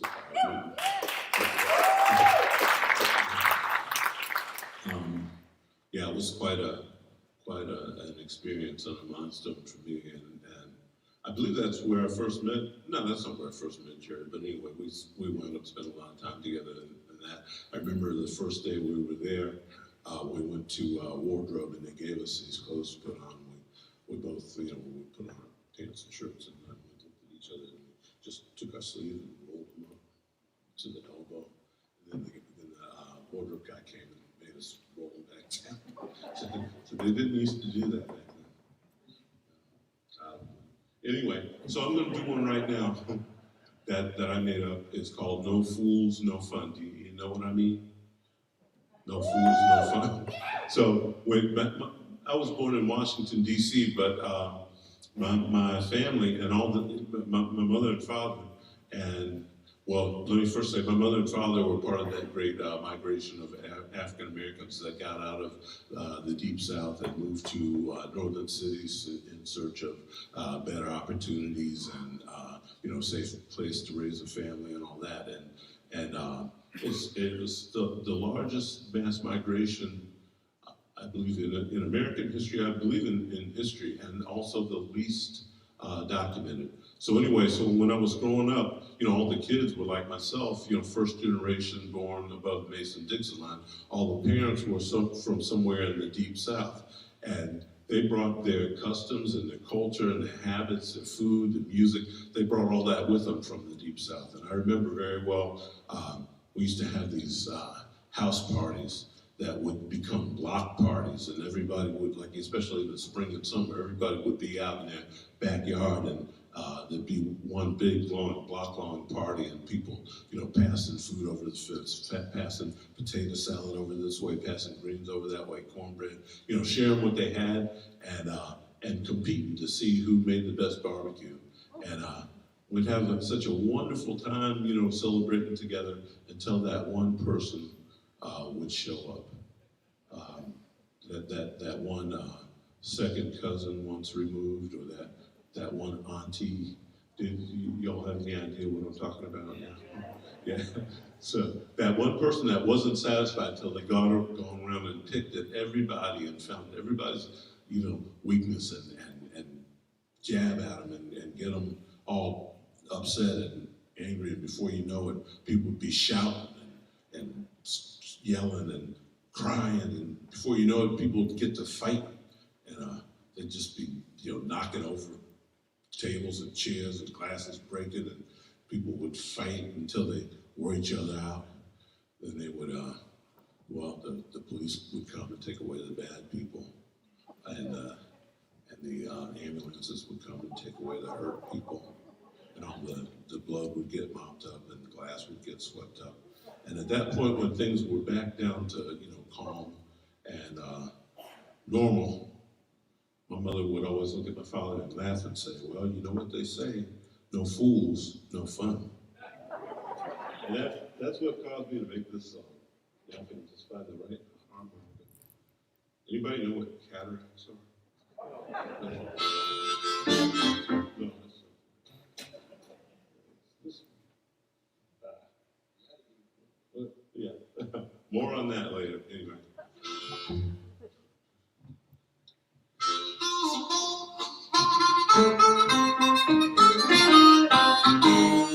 We were having a Saturday afternoon barbecue in my backyard. We were boozing and pitching horseshoes. Some of them were playing cards. Well, I was just about to double check to see my barbecue ribs were done. When I heard a little voice in the back of my head, and it said, no fools, no fun. No fools, no fun. Well, my ribs were just about done. When I heard a little voice in the back of my head, and it said, no fools, no fun. Well, Curtis had lost his horseshoes, and he was losing in a game of bid whist. So he started up with the dozens, and he ended up swinging his fist. When my Uncle Wilson pulled his pistol, you should have seen that joker run. Everybody cheered, and when the smoke cleared, somebody shouted, no fools, no fun. No fools, no fun. You should have seen that joker run. Everybody cheered, and when the smoke cleared, somebody shouted, no fools, no fun.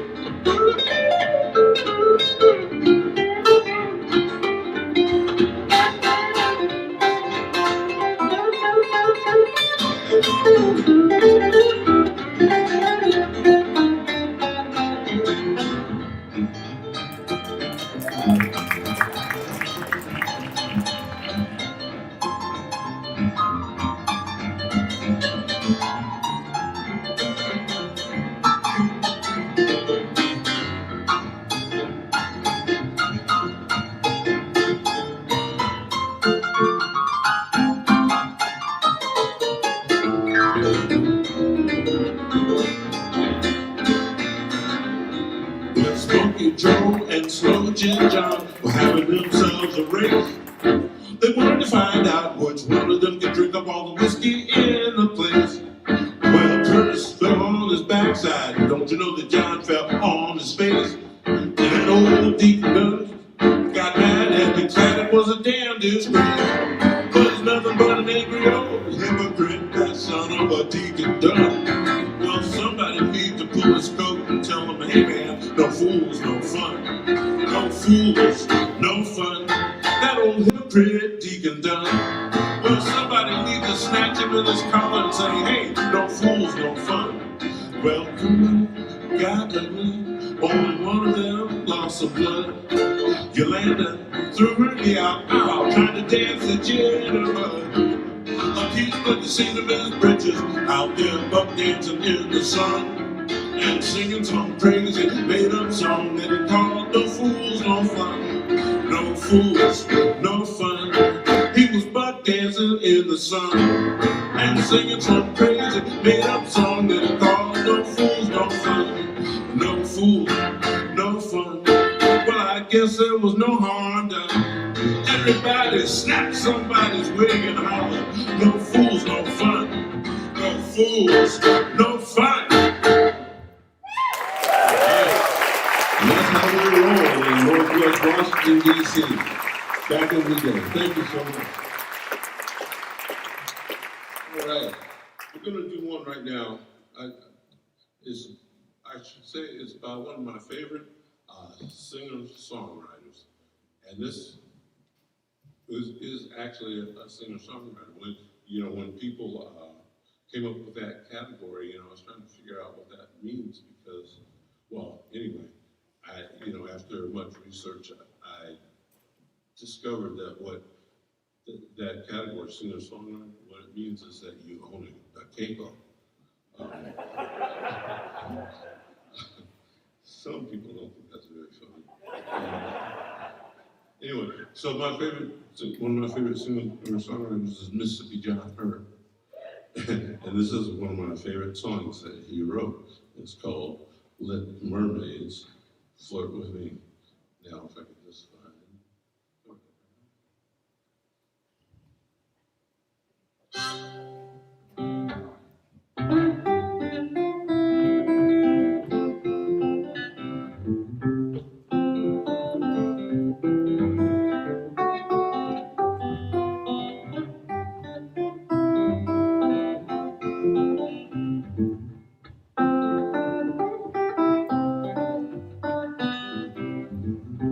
blues all on the ocean, blues all on the sea.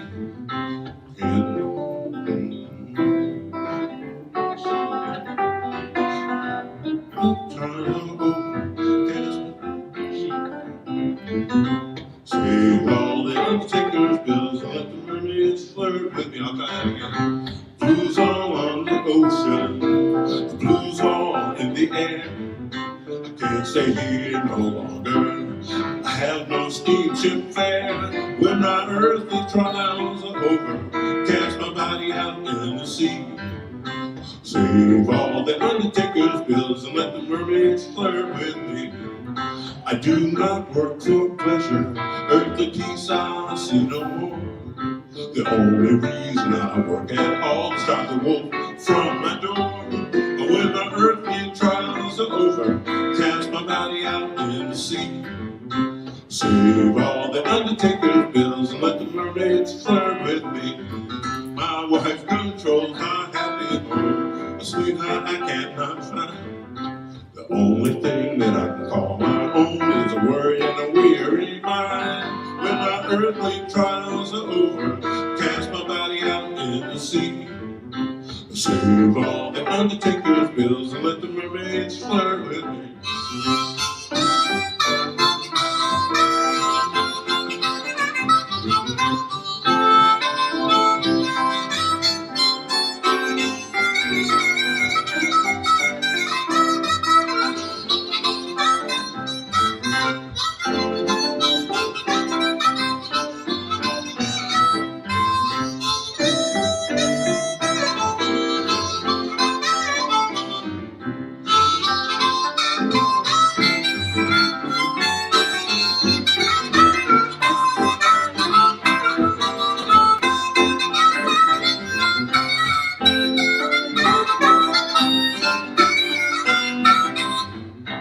Blues all in my body, my sweetheart has forsaken me.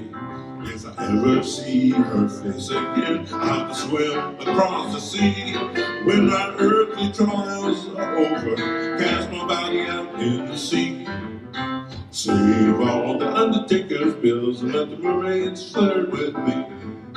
Blues all on the ocean, blues all in the air. I can't stay here no longer. I have no steamship fare. When my earthly trials are over, cast my body out in the sea. Save all the undertaker's bills and let the mermaids flirt with me. Save all the undertaker's bills and let the mermaids flirt with me. Thank you so much.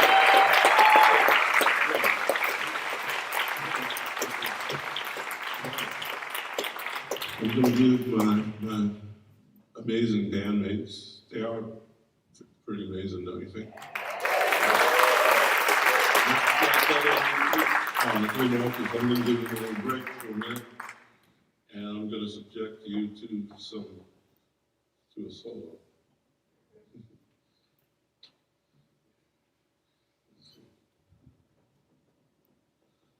So you heard Jerry Mills talking during his set about the coal mines using using prison labor in the coal mines. It's something I think a lot about. There are a lot of songs that I do that come from that period of time, or come from that, or about that situation where after emancipation, excuse me,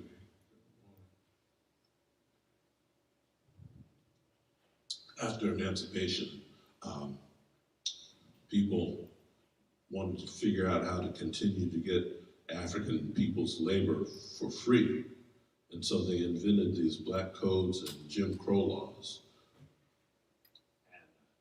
And what that meant was that you could be arrested for walking down the road with no money in your pocket, or no ID, or no piece of paper that says you're gainfully employed. You could be arrested and thrown in jail. And then some person that owned a coal mine or a copper mine or a rock quarry would come and quote unquote pay your fine and take you to their mine and basically work you to death.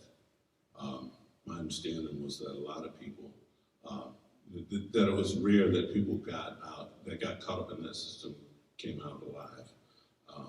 The investment was so minimal that they weren't really that motivated to take care of people and to keep them alive.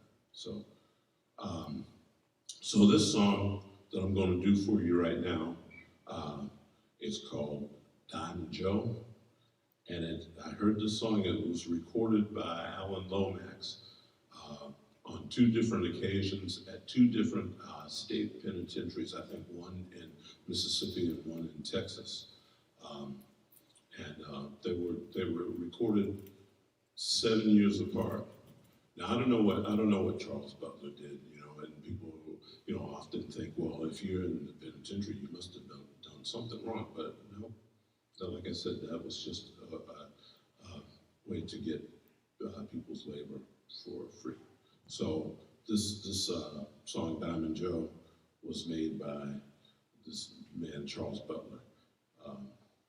And just a little bit, Diamond Joe refers to if you did happen to survive and serve out your quote unquote sentence and get away from there, the train that came to take you away had a diamond-shaped light on the front of it, and so they nicknamed it Diamond Joe, right? So here we go.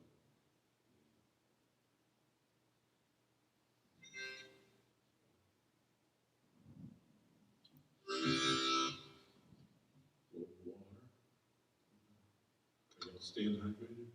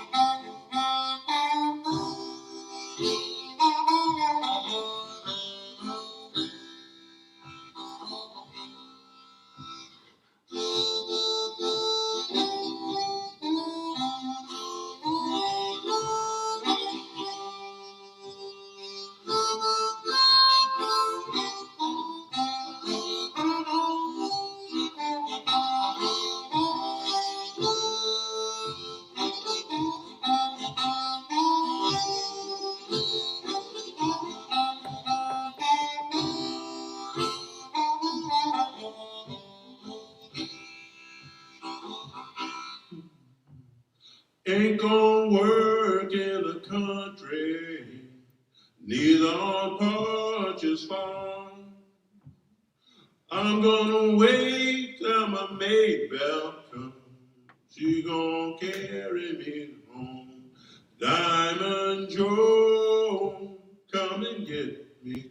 Diamond Joe, come and get me. Diamond Joe, come and get me, Diamond Joe. Going up on the mountain, give my horn a blow. I thought I heard my Maybell say, yonder come my beau. Diamond Joe, come and get me, Diamond Joe, come and get me, Diamond Joe, come and get me, Diamond Joe.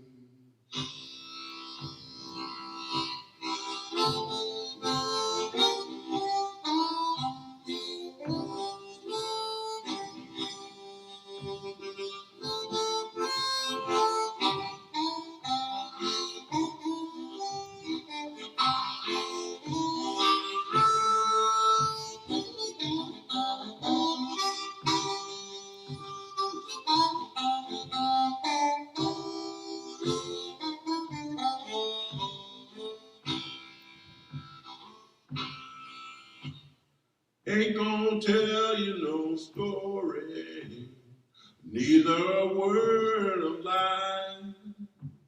I thought I heard my Maybell call, but didn't she pass on by? Diamond Joe, come and get me, Diamond Joe, come and get me, Diamond Joe, come and get me, Diamond Joe. Well, my pants is torn and I got no patches. Diamond Joe, you better come at me. Diamond Joe, come and get me. Diamond Joe. Well, I'm down here and I can't get home. Diamond Joe, you better come on. Diamond Joe, come and get me, Diamond Joe. Diamond Joe, come and get me, Diamond Joe, come and get me, Diamond Joe, come and get me, Diamond Joe.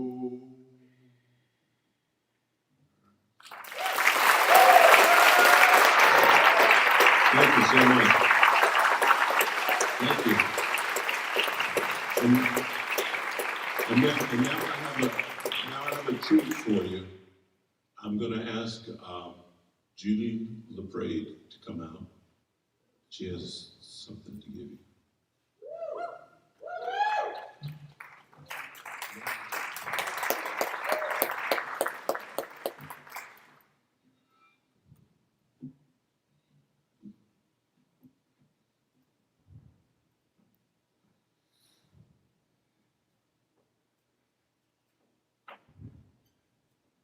I'm going to share a song that was from Nimrod Workman. Nimrod was from Charroy in Mingo County, where my dad was also from. And after World War II, my dad worked with Nimrod in the mines for about a year. And then my dad went to school on the GI Bill. But his brother, my Uncle Edgar, stayed there his whole life, and both Uncle Edgar and Nimrod Workman died from black lung. So one thing that my dad, I asked him if he remembered Nimrod, and he said, well, yeah. He said he was the first one celebrating on payday, and he was the first one on his knees on Sunday morning. So I wish I had met him, but I'm really happy for this song.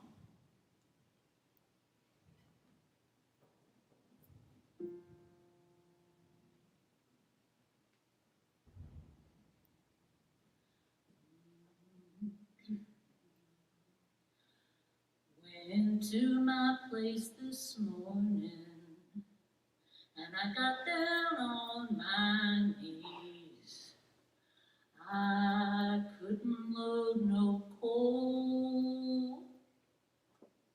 All I could do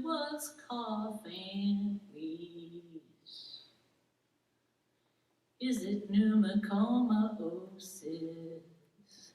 Black lung too. You get one, you got the other. Either way you lose.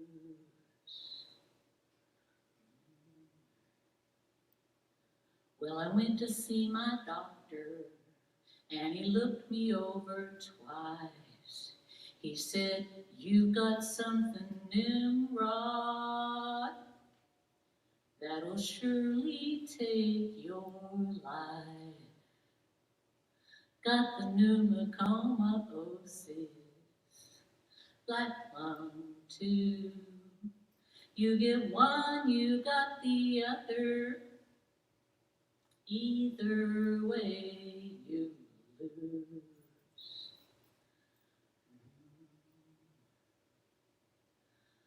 I'm an old coal miner, and I've eat dust all my life. I'm too old to learn a new trade.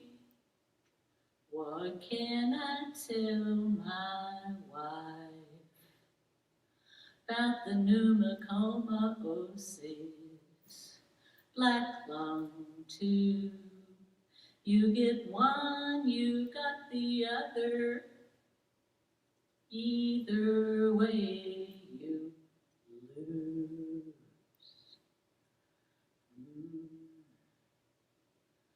I've got 13 little children, and they've all got to eat.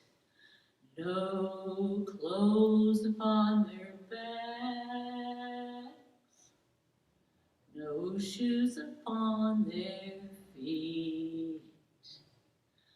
Got the pneumacoma, oh sis, black lung too. You get one, you've got the other. Either way you lose.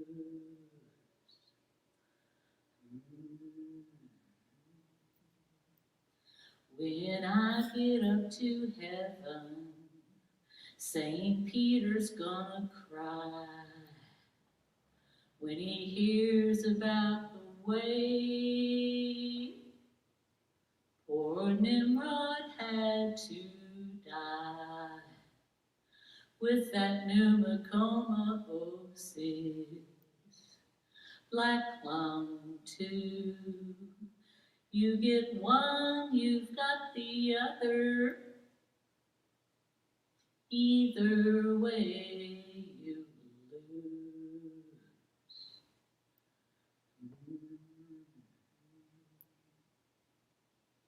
When I get up to heaven, gonna hug St. Peter's neck when he tells old Paul and Silas, give him his black lung check and cure that pneumacoma, oh sis, black lung too. You get one, you've got the other.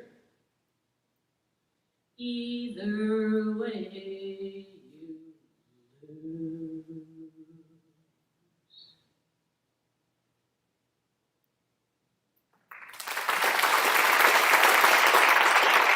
Thank you so much.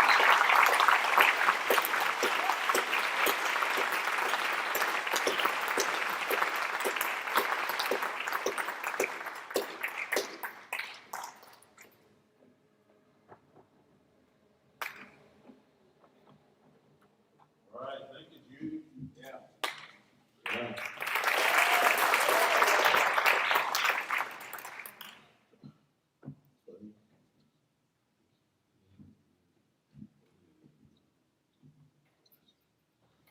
So we're gonna do two more songs for you. I mentioned, wasn't that something? Yeah. Does anybody know Nimrod real quick? Yeah, all right. I got to meet him once, probably over at Augusta. If y'all don't know about Augusta, it's a pretty amazing place. It's a place that changed my life. So here's another song that I learned from a string band that used to travel around to the coal camps in this area quite a bit, or I should say in West Virginia quite a bit. Anybody familiar with Martin Bogan and Armstrong?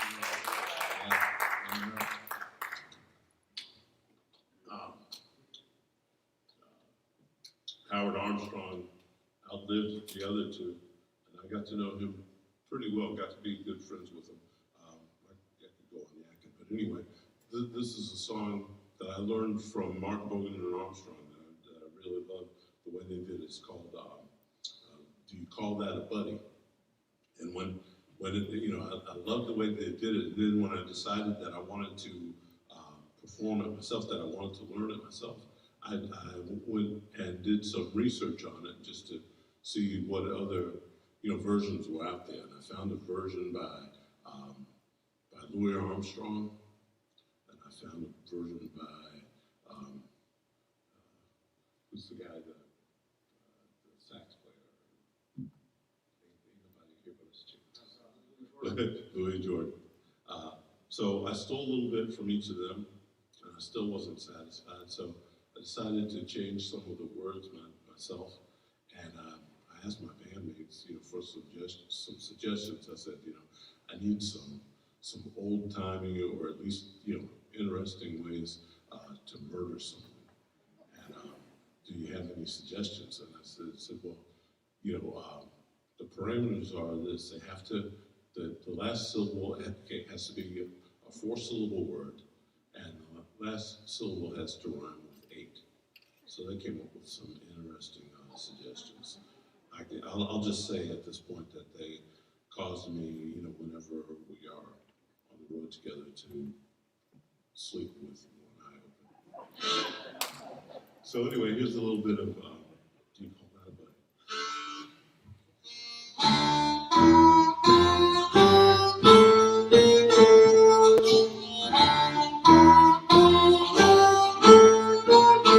Well, I took him to my house. I sat him down at my table. I fed him all the food I was able. He ate my chicken and he drank all my tea. Now he's trying to steal my true love from me. Well, do you call that a buddy? No, no. Do you call that your buddy? No, no. I believe I'll decapitate my buddy.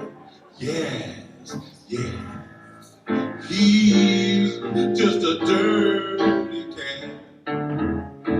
Well, he smiles in my face, but he's not my friend. That's just his jive to drink up all my gin. And when it gets good and high and on the Zoom, well, he tells my true love to meet him at the dirty spoon. Well, do you call that a buddy? No, no. I said, do you call that your buddy? No, no. I believe I'll defenestrate my buddy. Yes, yes. He's just a dirty cat. You know what? I found a red flannel sack hidden under my bunk. I looked inside it, man, I found a gang of junk. There was roots, bones, and bottles, and a little bitty brass key. I believe to my soul he's trying to hoodoo me. Well, do you call that a buddy? No, no. Can that possibly be my buddy? No, no. I believe I'll exsanguinate my buddy. That's my favorite. Yes, yes. He just a dirty cat. Watch out.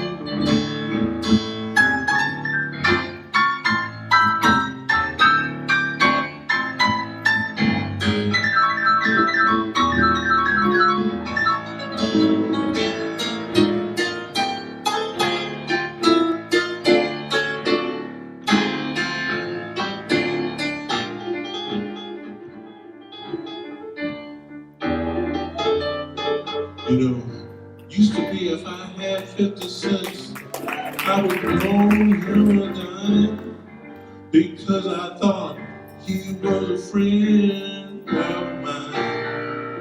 But now if I had 100 donuts, bless his soul, I wouldn't give that joker a single donut hole. Well, do you call that a buddy?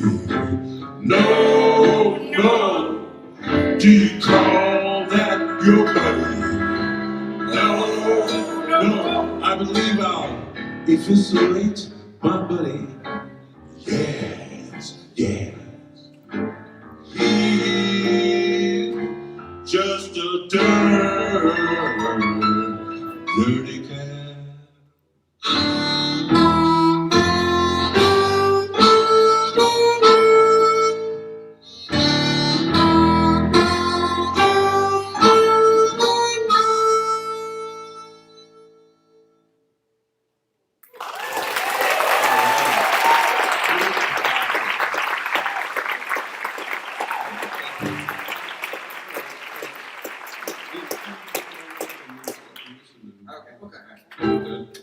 All right, we're gonna do a couple more. You know, did I mention that you could dance if you want? Because you can, and I highly encourage it. Yes. No. I hear crickets.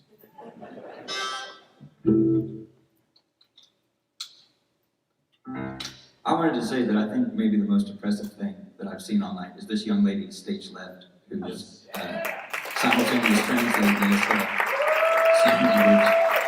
I find it hard enough to understand what's going on with the lyrics, and she's here translating in real time.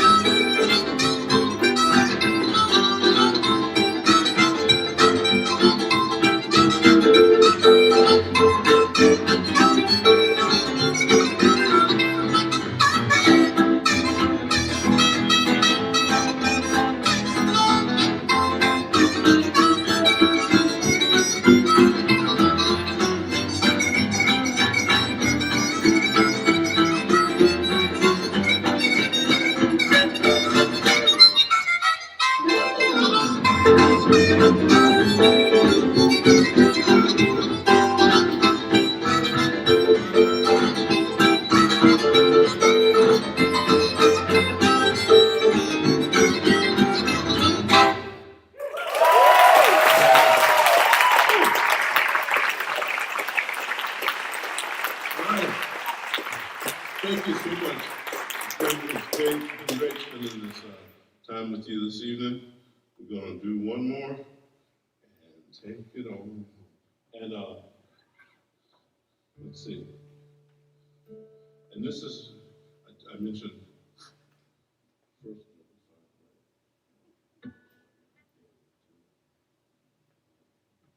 So I mentioned the Mississippi Sheiks. This is one of their songs. Thanks again to the wonderful sound crew, making us sound great. The stage crew here, making all the changes. Really fantastic. And thanks to my bandmates, Ian Walters,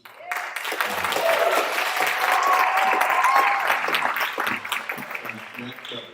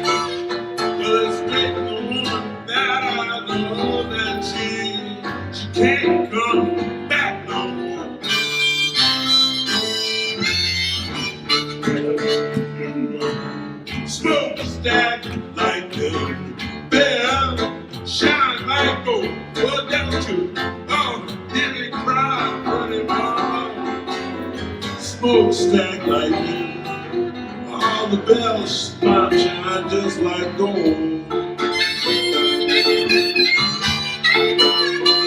Well, I found my sweet rider, she was laying on that cooling board.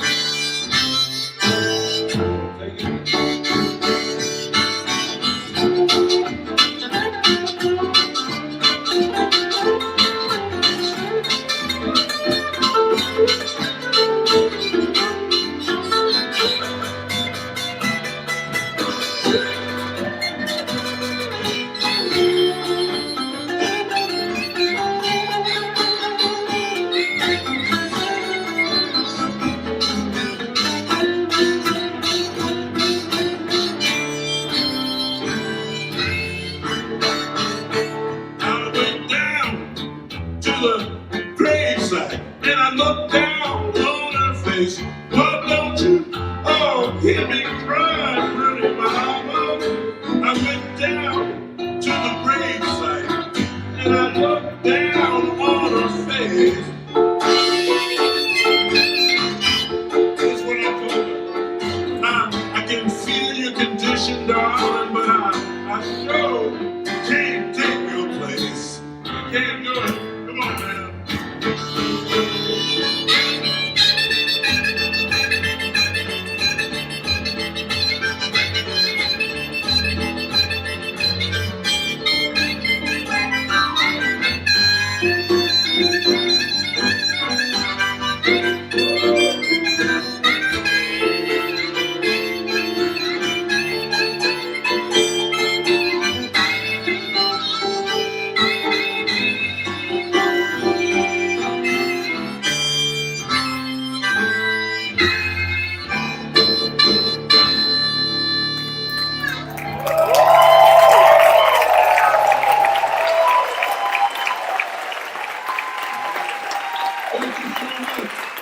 Thank